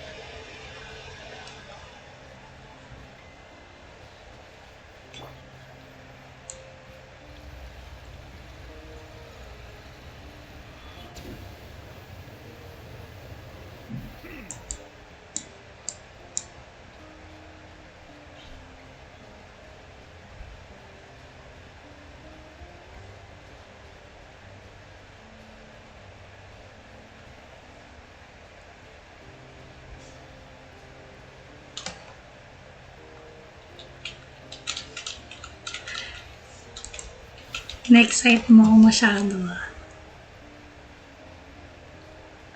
Saan makikita yun? What the heck? Dito? What the heck? This should be the place marked on the map. This bit of rock certainly looks suspicious. Well, I'd say an investigation's in order then. Plus, if all else fails, we can just blow it up. Wow, you really meant that. Before you lies a serene stretch of open water, its surface shimmering a brilliant shade of sapphire blue. Well, guess this means it's time for a swim.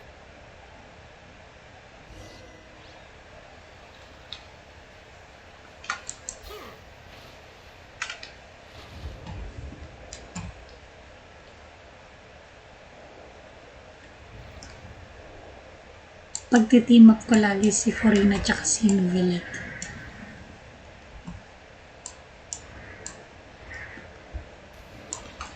Oh, diba?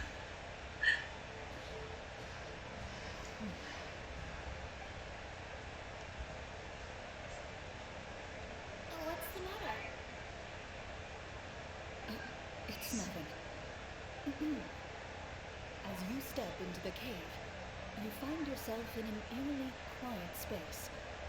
Before you lies a narrow passageway that appears to trail off endlessly into the distance. Siguro yung writer yung master niyan, Clorinde.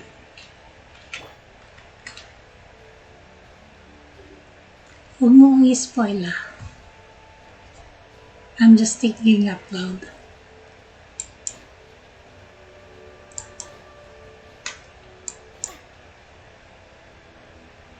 Wow, this must be where the treasure is hidden. But this door is blocking our way in. Huh. It almost looks like it's been here for quite some time. I've got to hand it to the tabletop troupe. They really went all out with the props. Huh. What have we got down here? Kind of mechanism connected to the door? Huh. It looks like we might have to arrange it into a certain pattern. Pattern on a stone door. That's something Master mentioned before. Something wrong, Clorinde? After a long, difficult journey, you finally arrive at the location indicated by your map. It appears to be an ancient site of some sort, where treasure likely awaits. Your surroundings are exceedingly quiet and serene, as if the secret that slumbers here has never once been disturbed. If you listen closely, you can almost convince yourself you can hear the sound of its calm, gentle breathing. That description makes Paimon feel kind of bad for disturbing this place. We're doing this for the sake of the people, to free them from the evil sorcerer. I say it's time for this treasure to once again see the light of day. Linny's right. We need to keep going. The future of the kingdom depends on it. The next part of the story requires us to solve the puzzle, right? Let's start exploring the area. Yes, that should be fine. Something feels off about all this. I guess I'll just have to improvise. Ang ganda ni Clorinde. Yan yung mga gandang klase ng daan na gusto ko. Yung mala Shogun Raiden.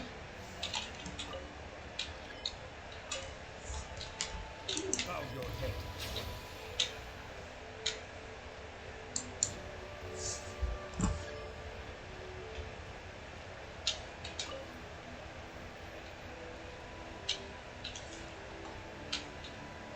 Hanap-hanap pa. Excited talaga. Something. Found something here too.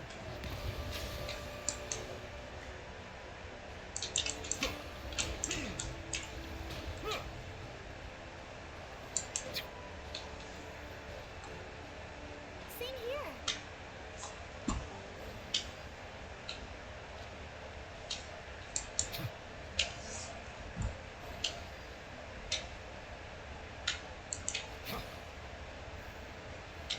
Malapit ka. The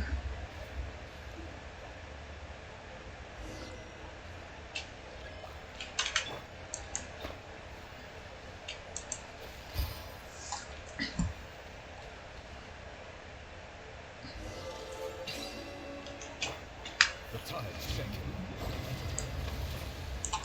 O, diba? Kailangan lang ng Hydro Dragon. Hydro Archon sana eh.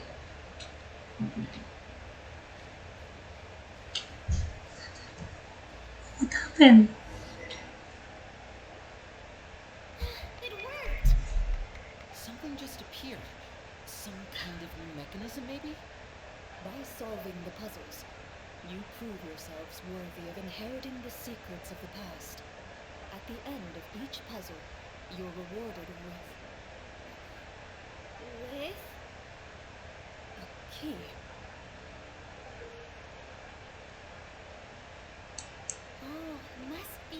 way to the big door. This is one of the Marechaussee Hunter keys that are passed down from generation to generation. It looks just like the one Master passed down to me. It is said that 4 keys in total are required to form the final, complete key. And it seems like we just collected 3 of them. That must mean... Huh? What's wrong? You hear a few strange noises. Suddenly, all the torches in the ruin go out at once. Huh? What's going on? Did we fall into another trap? For the sake of immersion, please close your eyes, everyone. Without the torches, the space is now completely dark, and you cannot see anything. Ayan. But Paimon can still see a little bit over here. Oh, right. Sorry.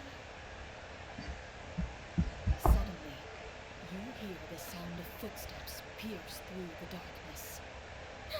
There's someone else here. Oh, this is so unsettling. I can't see anything. You've been discovered then? Wait, that voice, it's... You recognize the voice as belonging to the guard who led you to this place. It appears he now covets the treasure for himself and has come to stake his claim. Oh, so this is just part of the script. Then I can probably relax. Well, if we can't see anything, that means we can't fight to the fullest of our abilities. Should we retreat for now? Judging by the way he's holding his sword, he must be a real Marechaussee Hunter. But this isn't part of the script. Retreat? That's not the hunter way. If it's dark for us, then it's dark for him. We choose to fight. Your choice is noted. Please keep your eyes closed until I tell you the torches have been relit. This battle will be in the dark. You got it. Well then, let us begin.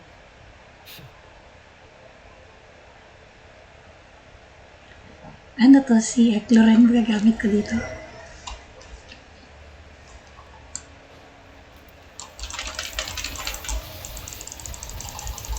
meant to try to hit him with my sword. Your strike is successful. Is he still standing? Goodness, Ano nangyari?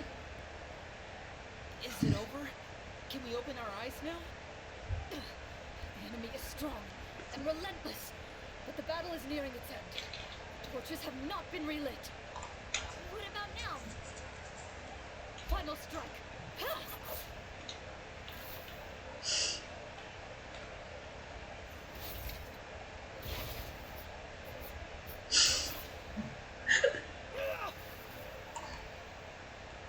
Well, did we get him?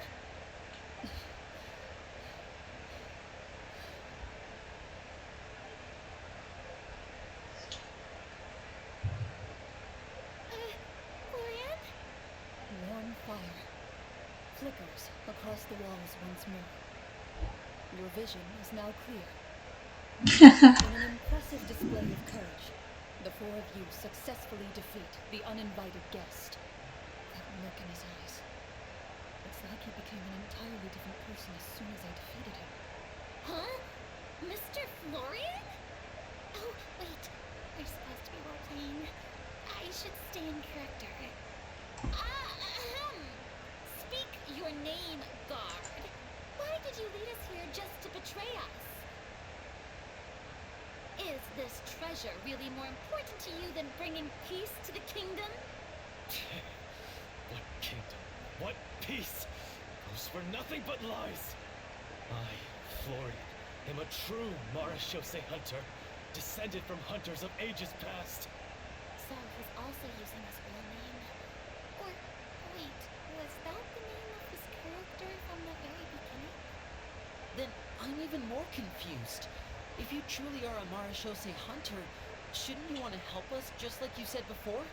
Shouldn't we fight together for the sake of the people? What do you know? In this day and age, there's no glory to be had as a Marashose hunter. What's that supposed to mean? My skills were passed down to me by my father. We lived a life of obscurity in the remote wilderness. Still, he devoted everything he had to being a Marashose hunter. And what did he get in return? A life of poverty and pain. In a world that forgot all about him. When he died, not a single person came to mourn his passing. The Marashose hunters were the ones who saved this city, were heroes. They deserved more recognition and respect than this. Is he talking about how no one in the capital seems to remember the hunters and their legacy? I didn't expect the script to contain this level of social criticism. So that's why you want to take the treasure for yourself? You feel like you're owed fame and wealth? If you already knew where the treasure was located, why didn't you just come down here and take it? Because I still needed the final key. Only a true Marashose hunter is capable of passing through this final door. As someone who sought to hurt others for his own gain, Clorinde lost that right long ago. Okay, but what is this treasure anyway? We've got all the keys, right? So can we just go in and take a look? You're sure you want to go in? We've been talking about it for so long. Of course we want to see what's inside. And we've already defeated Florian, right? So he won't try to take it from us anymore. Pesky brats. Not yourself. Then let's open the door together. All right. Your choice of action is confirmed.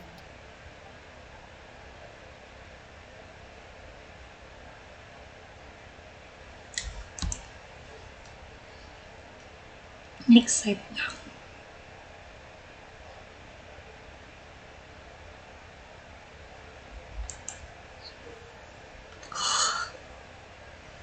Before you, the door to the treasure, sealed and undisturbed for more than 100 years, finally swings open. You hear the shrill wail of the door hinge as it rotates for the first time after years of disuse. Almost like a sleeping giant letting out an extended yawn. You get the impression that the secrets buried behind this door might be just as heavy as the sound you just heard. It's open! Come on, let's go in! Hannah wants to see what's inside! Ooh, me too!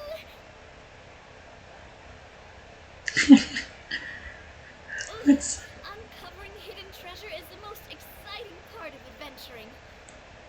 What do we have here? Uh-huh. A stone tablet? And some shabby weapons? You call this a treasure box? Looks more like an abandoned warehouse. Maybe the troop ran out of budget at the end? They provided a super immersive experience at the beginning only to drop the ball at the most important part. They could have at least filled this place with cardboard mora or something. Wait, I get it now. Hi, Mom. This is the real Marashose Hunter treasure. Huh? This is it?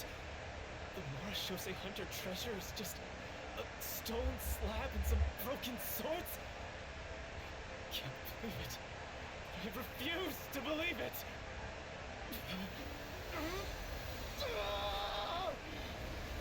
Whoa, are you okay? The Marashose hunter before you appears to suffer a serious mental breakdown. He needs to leave the room for a moment to collect himself. One of you seems to understand the significance of the treasure already. If the rest of you wish to follow suit, you may remain here in the meantime and explore your surroundings.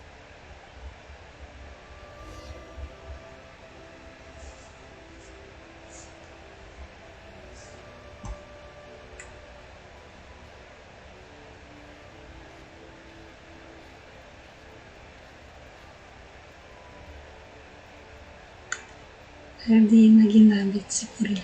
Ay, pwede ba magamit? Hindi naman eh.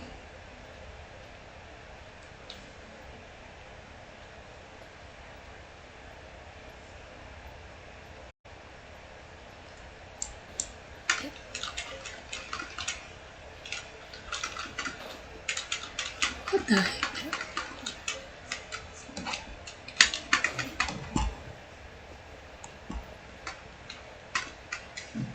Inakyat ka agad.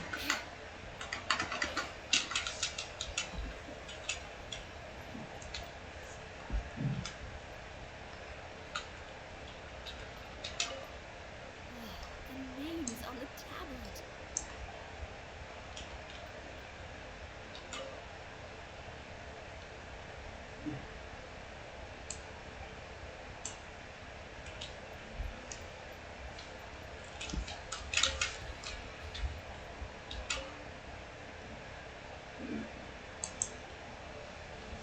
Wait.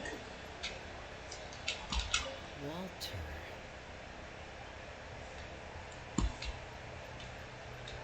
What is the treasure supposed to be?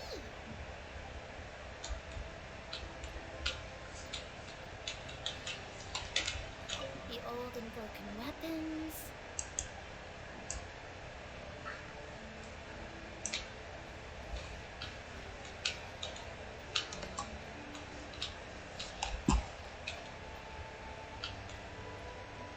Ba't hindi ko makakausap si Luming?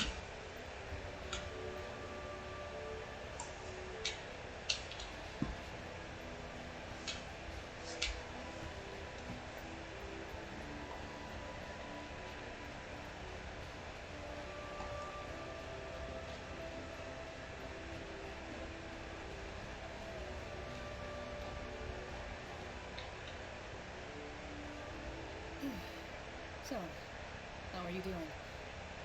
Feeling any better? What just happened? Do you remember how you got here? Or what happened to your body just now? I remember now. I brought you here because I wanted to... The explosives in the cave! You mean these? Huh? How did you... I could tell something was off the moment I stepped into this cave, so I kept an eye out. I've already dismantled the whole thing. So the strongest champion duelist in all of Fontaine saved the day once again. Guess I shouldn't be surprised. It would seem your skills as a Marechaussee hunter are as sharp as ever. I deserve some answers, don't you think? Tell me why you wanted to lure me here. Everything you said earlier sounded like the truth. Luckily, your monologue was dramatic enough to convince my friends you were just role-playing. I don't know. I just always felt like there was something in my heart that didn't belong to me. Something agitated, angry. Who knows? Maybe it was my own anger all along. I could never really tell. The feelings about my father and the other Marechaussee hunters are real. It just wasn't fair. I was angry, bitter that no one remembered them or praised their accomplishments. I don't know when it started, but at some point, my anger came to completely consume me. At that point, I remembered the legend my father used to tell me. The one about the treasure. But if the treasure was all you cared about, why plant all those explosives? Wouldn't they just destroy the treasure and bury you along with it? I can't remember. My head is a mess. It felt like there was this voice telling me to eliminate the hunters, but now it's gone. From your description, I suspect you were dealing with the Devorator. Devorator? Oh, your master, your father, I mean, never talked about it? It was a kind of monster that was active several centuries ago. No, I've heard of it. I'm just not sure why you suddenly... Wait, it can't be. The seal! The seal? My family has served as Marechaussee hunters for many generations. But the title and swordsmanship weren't the only things passed down over our line. There was a seal as well. My father instructed me to always watch over that seal and maintain it regularly. He said it had been passed down over a truly ancient age, and protecting it was our clan's most important duty. But I neglected that duty after he died. I finally decided to come down and check on it one day, and that's where my memories become fuzzy. The Decorator would be a formidable adversary for any mortal being, even ones as capable as the Hunters. If you lacked the power to completely destroy it, you could easily fall prey to its influence and corruption.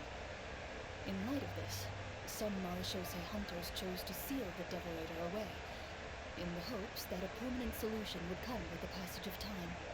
I heard it has the power to amplify the obsessions and desires in people's hearts, to the point where they overtake you entirely. It would seem I'm not just lacking in skill with the blade, but in mental fortitude as well.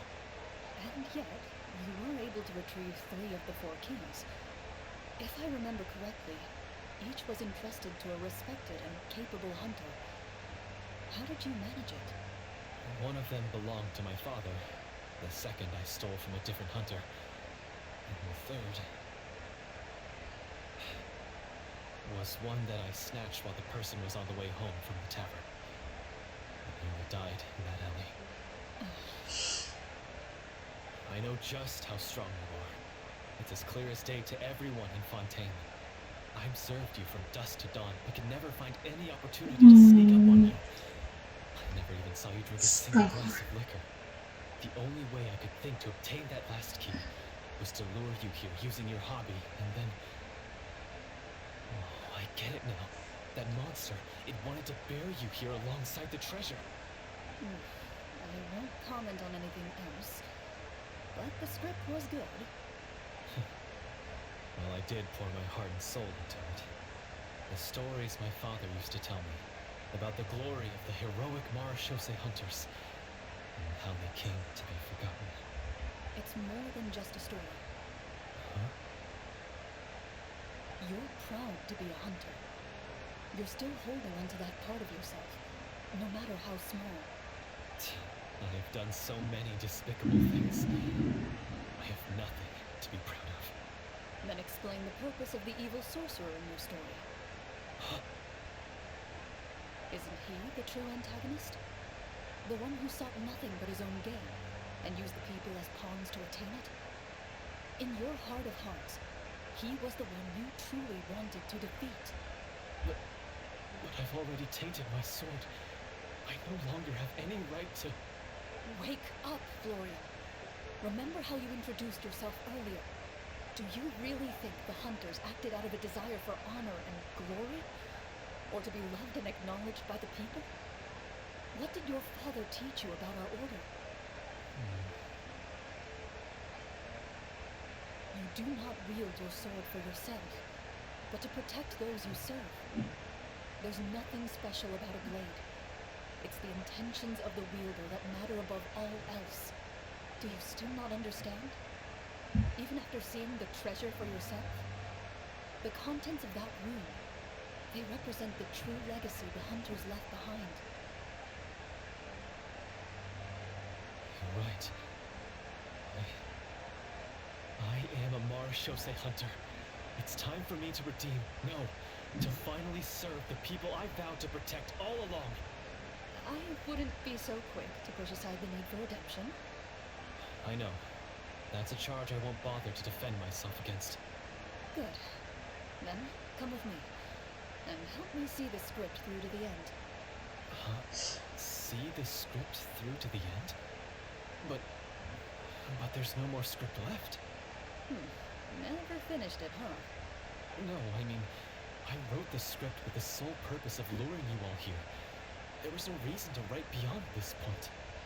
Then we'll just have to keep writing it. The evil sorcerer still needs to be defeated. You mean the Devorator? Are you saying I have to make up the rest of the script as we go along? Is that really so hard? You've already written most of it. Surely you can write an ending where the hunters win and justice prevails. I'll be there to help you too. You aren't afraid your party will fall into danger? I know what my friends are capable of, and they're all quite skilled. Besides, I need their help. Then, are you going to tell them the truth about all this? I don't intend to spoil the fun. Sometimes, protecting dreams and fantasies is more important than exposing the truth. Don't you think? Come on, let's do this.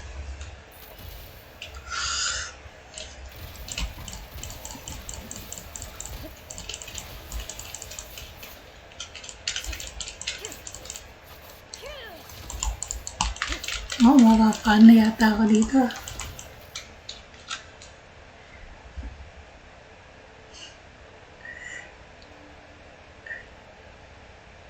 They're back. Focus.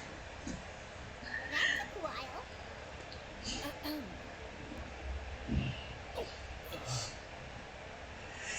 Ahem! My fellow Marashose hunters, please forgive me, for I have sinned. Tone it down. Sorry. After crossing swords with you and witnessing your courage in battle, I've rediscovered my true self and regained my pride as a Marashose hunter. Oh, do I smell a redemption arc? I confess, I was brainwashed by the evil sorcerer. He asked me to lure you here so he could bury you in this cave. That little... Wait, you're saying all of that wasn't you, but the evil sorcerer? That's right. He's adept at manipulating the hearts and minds of the people. I fell under his influence because I did not possess a strong enough sense of will. And how are you going to prove that you're a changed man? I'm not going to fall for the same trap twice. To be perfectly honest, I only came to my senses after seeing the treasure. It reminded me of my father's past teachings. The treasure was actually... The names of all the Marashose hunters from ages past and their weapons? Wait, you already know? Of course. Don't underestimate a veteran role player's exploration skills. Oh, wait, I mean Marashose hunter novice exploration skills. We just finished reading through the content of the stone tablet. That tablet recorded the lives of some fascinating people. For example, this Marashose hunter called Est. She inherited the responsibilities of the Golden Hunter and passed judgment on many people. But in private, she had a very easygoing personality. Her favorite pastime was singing and dancing with her friends, and she was said to have a beautiful voice. So, she was just like you. Oh, you really think so? Well, when you put it that way, I suppose I also have a few things in common with this Walter.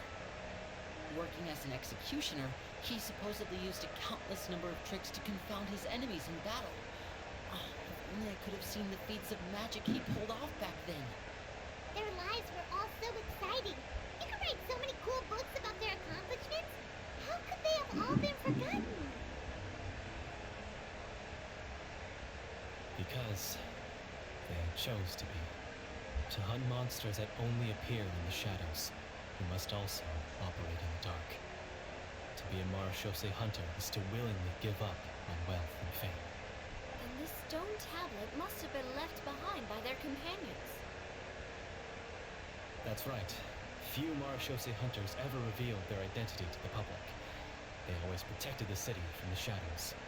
The only time they spoke of their accomplishments would be at night, when they gathered with their fellow hunters in front of the bonfire to share stories of the monsters slain by their hand. So, this tablet was created not so that the hunters would be remembered by the people, but so that they would be remembered by each other. No wonder this place was so well hidden.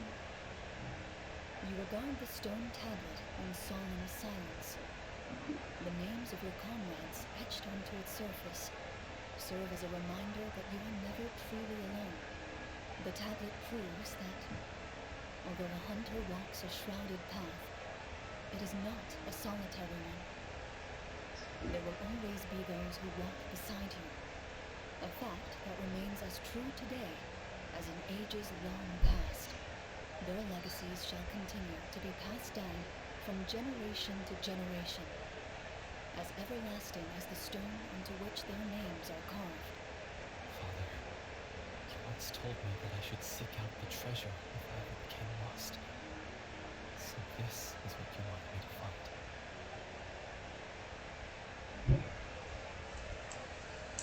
Thank you, my friend. You are very kind.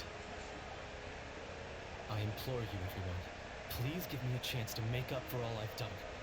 Allow me to fight alongside you and defeat the evil sorcerer that threatens the peace and prosperity of everyone in this kingdom. Well, I say we let you join. Sounds good to me too. Everyone makes mistakes. What matters is what you do to make up for them. I have no objections, but Mr. Florian, do you even know how to defeat the evil sorcerer? When he took over my mind, I gained some insight into his thoughts. Every time I thought of the treasure, he reacted with a strong sense of fear. Huh? He's afraid of the treasure? But there's nothing here except some broken weapons in the stone tablet. What if the secret's hidden inside these weapons? GM, permission to investigate.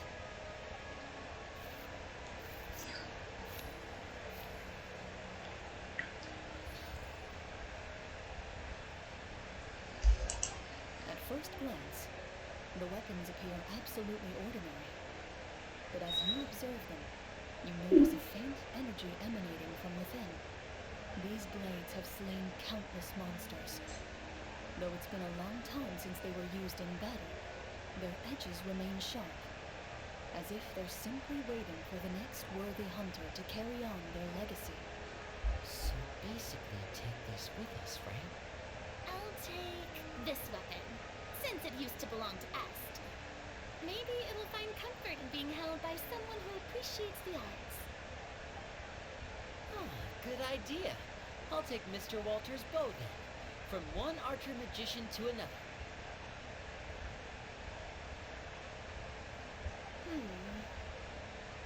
Paimon's gonna pick a cool weapon too!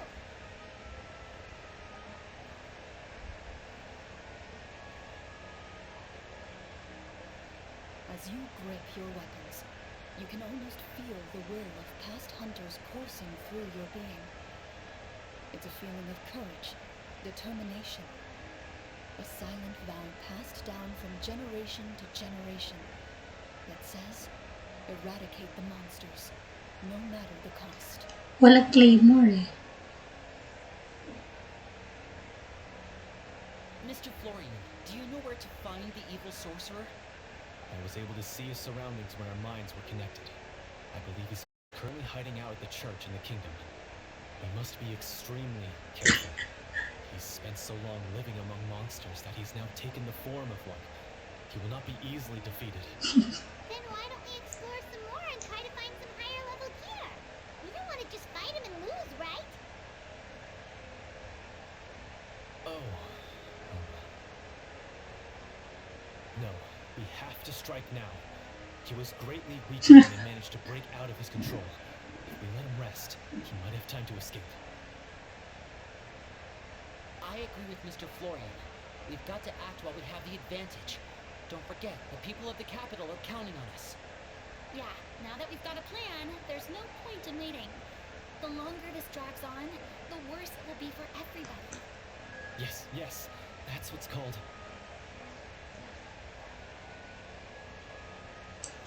Yes, that's exactly right.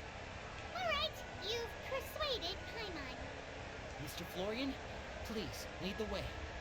Of course. Follow me. He had to set up so many scenes today, and now he has to join in for this last part. I really don't envy his job. Finally, you decide to slay the evil sorcerer and bring peace back to the kingdom once and for all. As you walk away, you feel the gaze of the stone tablet at your back, as if all the hunters of the past are wishing you success in the battle ahead and awaiting your triumphant return.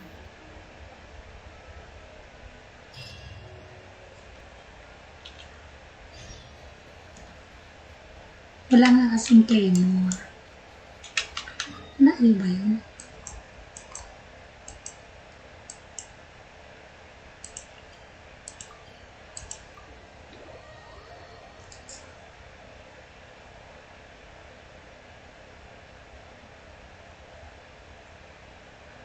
Ano ba dyan? Mali ba akong napindot?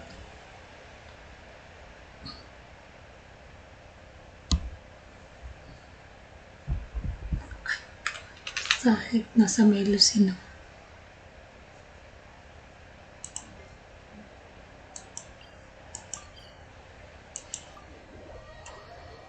Sakit ang ulo ko.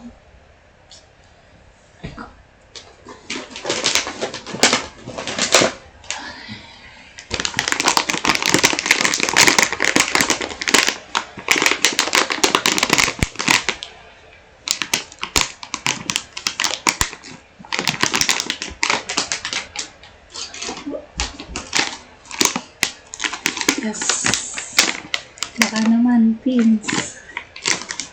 Baka naman.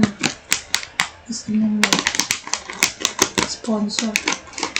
Kahit isang chichirya lang sa isang araw.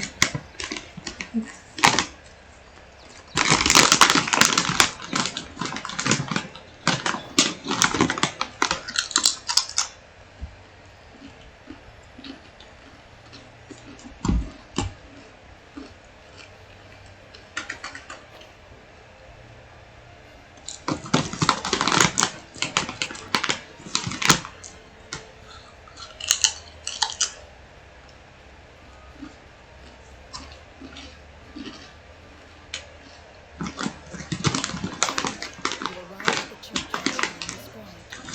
As you approach, an ominous aura surrounds you. You get the sense that your enemy is close at hand. Strange. This uneasy feeling seems so real. How did they manage that? Now, it is time for the final battle. Let's go!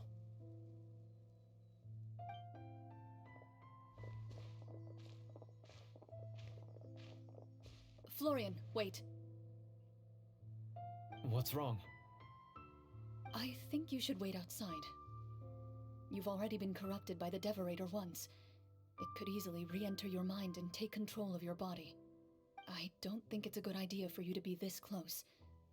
If it corrupts you again, it's possible you might take on a new form entirely. That's exactly why I have to go. Why I should be at the very front. You mean... Yes. I intend to lure it into my body. That's too risky. If things get out of hand, I might have to kill you.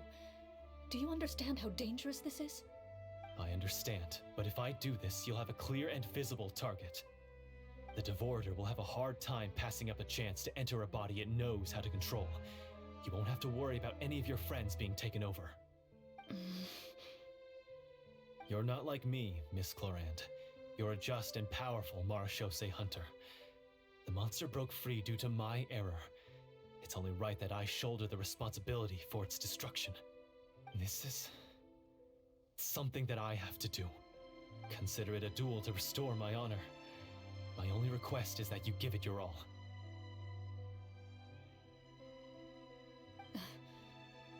I understand. Then, as a champion duelist, I hereby accept your request for a duel, and extend to you my most sincere regards. Thank you. The battle is now upon us. Let the Devorator once again tremble under the blade of the Marechaussee hunters.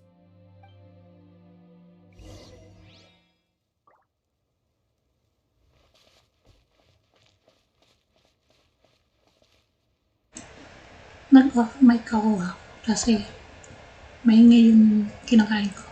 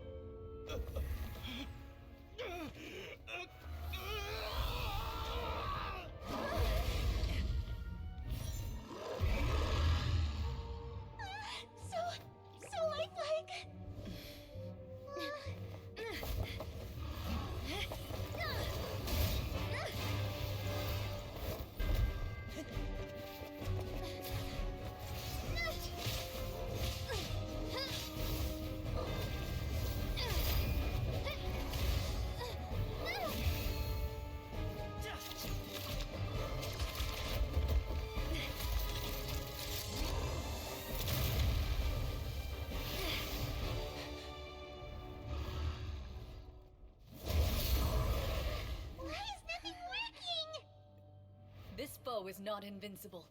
You hold the treasure, the power to defeat it, in your own 2 hands. The treasure? You mean... The names! It's the Marechaussee Hunters' names! How are we supposed to... You forget, Paimon? There's still one skill we saved until the very end. Hunters fight not for fame, but to aid the people whenever they are summoned. Walter the Marechaussee Hunter, master of 1,000 tricks, executioner of the Phantom Hunters, I call for aid! Est, the Marechaussee Hunter, inheritor of Cassiodor's will, judge of the Shadow Hunters. Answer my call!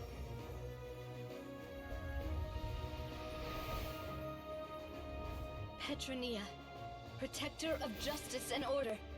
The hunter I respect the most. Thank you for saving my friend, the best one I'll ever know. Please, lend us your strength.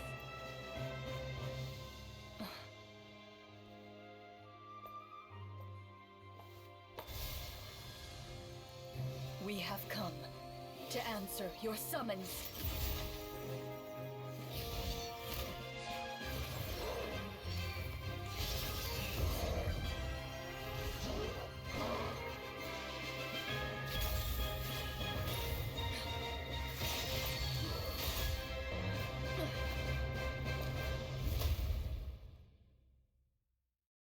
And so, the monsters were eradicated, and the sorcerer was defeated. Peace soon returned to the capital. Those in the court, manipulated by the sorcerer, also recognized the errors of their ways. Some remembered the names of the heroes who saved their kingdom, but others simply continued their lives none the wiser. Such is the story of the Marechaussee Hunters. They pursue the phantoms in the darkness and exterminate all who pose a threat.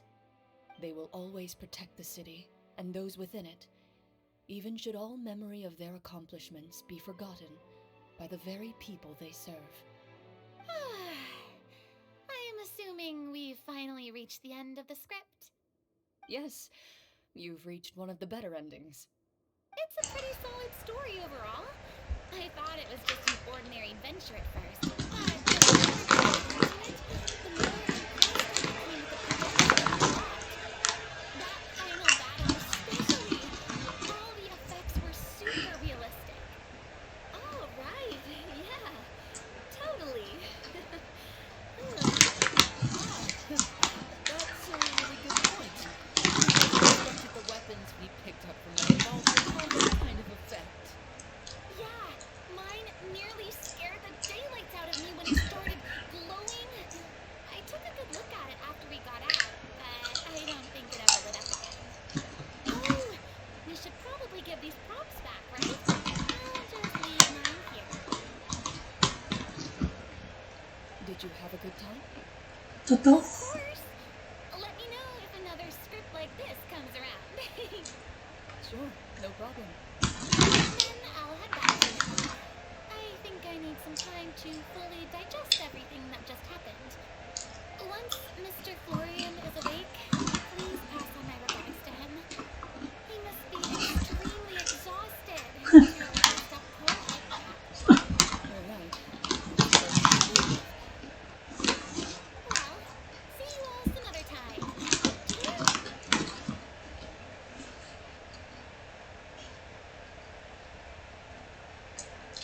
Okay, so, can I ask now, I think it should be fine, yeah. what in the world was going on back there? So you saw through all that. That time in the cave when you told us to close our eyes, it'd be weirder if we didn't notice anything. I was dying of curiosity the entire time. I mean, you did a pretty bang-up job pretending nothing had gone wrong. It looks like she thought all of it was planned. Guess none of us wanted to be the one to break the illusion. Hey, what are you all talking about? Oh, wait. Don't tell me you never... This is all my fault. It's not too late to cover your ears. Here, partner, I'll do it for you. Late for that, don't you think? You're saying everything that happened back there wasn't actually part of the script? It's probably more accurate to say this was never a real scripted story to begin with.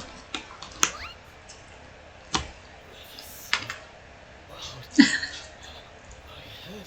Thank you for the hydrate.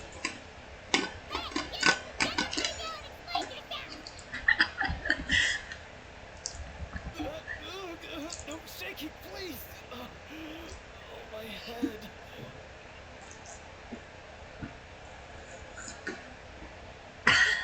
Did I just hear that right? You guys made up that whole last part on the spot? It's not nice to lie to people, but I gotta admit, that was a really good story. Oh, and nice improvisation, Clorinde! Yeah, it was like watching a magician improvise a spectacular magic trick after forgetting an important prop. If Paimon knew something was wrong with that bomb, she would have flipped straight in the opposite direction. Everything was under control. As if you've ever described a situation as being out of control. I'm pretty sure any situation you consider to be easy to handle would scare a reasonable person This half me. to death. Guess I'm just used to it. You must run into a lot of unexpected situations then. That explains why you're so good at coming up with things on the spot. As for you, Florian, I know there's no excuse for what I did. I'll turn myself into the guards at once, confess my crimes, and accept any punishment that comes my way. I would say you've already suffered more than enough. What? You may have been blinded by fame and fortune in the beginning, but your actions during the final battle have proven you to be a true Marechaussee hunter. You'll be far more used to the city above ground than below. Your job as a hunter is more important. What? Of course, you'll still need to take the keys and pay a personal visit to the 2 hunters you wronged. Prepare to accept any terms they give you as well. Yes, of course. As far as I'm concerned, though, your showing in the duel was enough to prove your honor. True. Hindi kasama yung dailies ko niya. I'll do exactly as you said. Pati yung ano, I'll go return those 2 keys right now. artifact. Thank you so much, everyone. I'll do my best to prove myself worthy of the second chance you've given me. I swear this on my name and honor as a Marechaussee hunter. Until we meet again, everyone.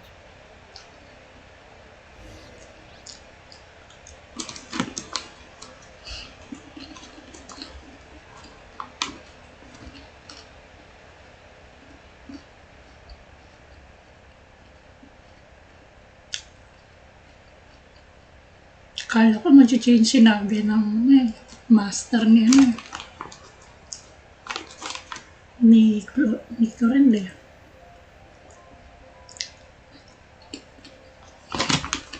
Speaking of Marechaussee hunters, what should we do about the treasure in that cave? Leave it there. Are you sure? You can show it to people, make it so that the hunters remembered. Don't you want that? No. Every name on that tablet made the same choice. All hunters know what the path entails. I am no exception. My identity as a Marechaussee hunter is not something I need people to remember.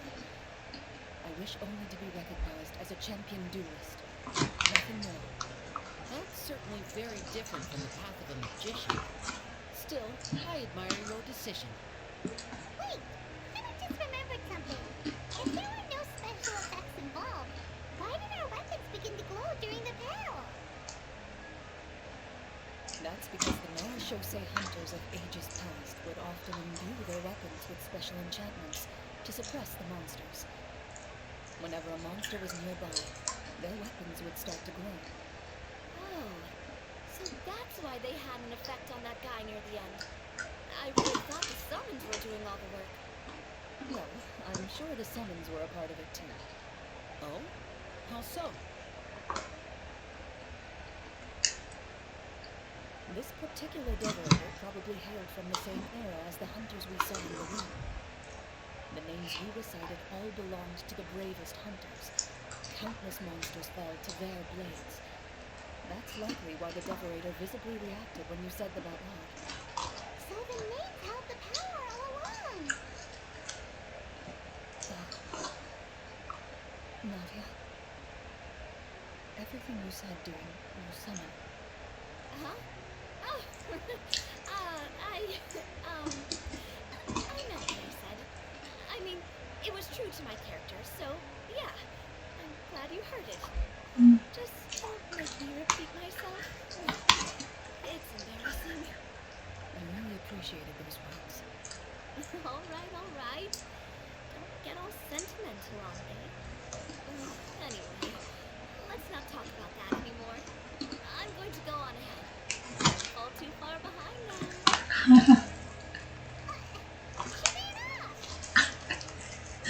I should probably head back as well. This story was truly incredible. I might have to spend the whole night telling my siblings all about it. Goodbye.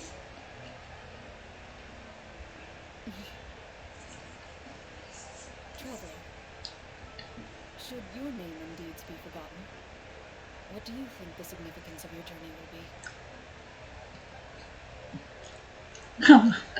Sabay wala siya nasagot. I suppose the significance would be the journey itself and the world we helped create. There's still value in the time I shared with everyone here, in the things we were able to accomplish, even if no one remembers them. A great answer. I'll remember it. Me? The Marachose Hunter says nothing in response to that question. Perhaps her answer lies in her silence. An unspoken vow left to echo through the night. The path she walks needs no explanation. Nag-narrate pa si Clorinde. Yes. Uy, ano yun?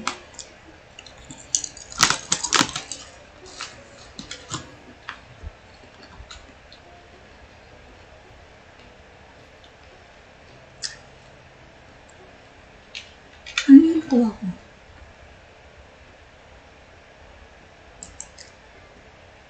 Weapon?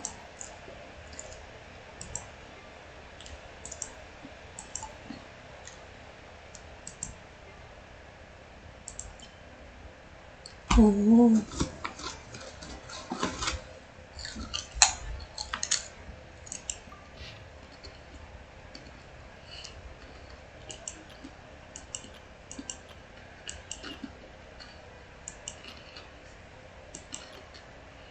Ano kaya nga nun to pag doktor? Ay, pag chef.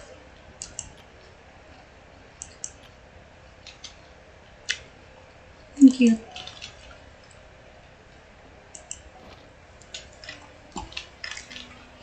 Diba? OA ka sa 4 na oras, hindi nga ako nag-skip.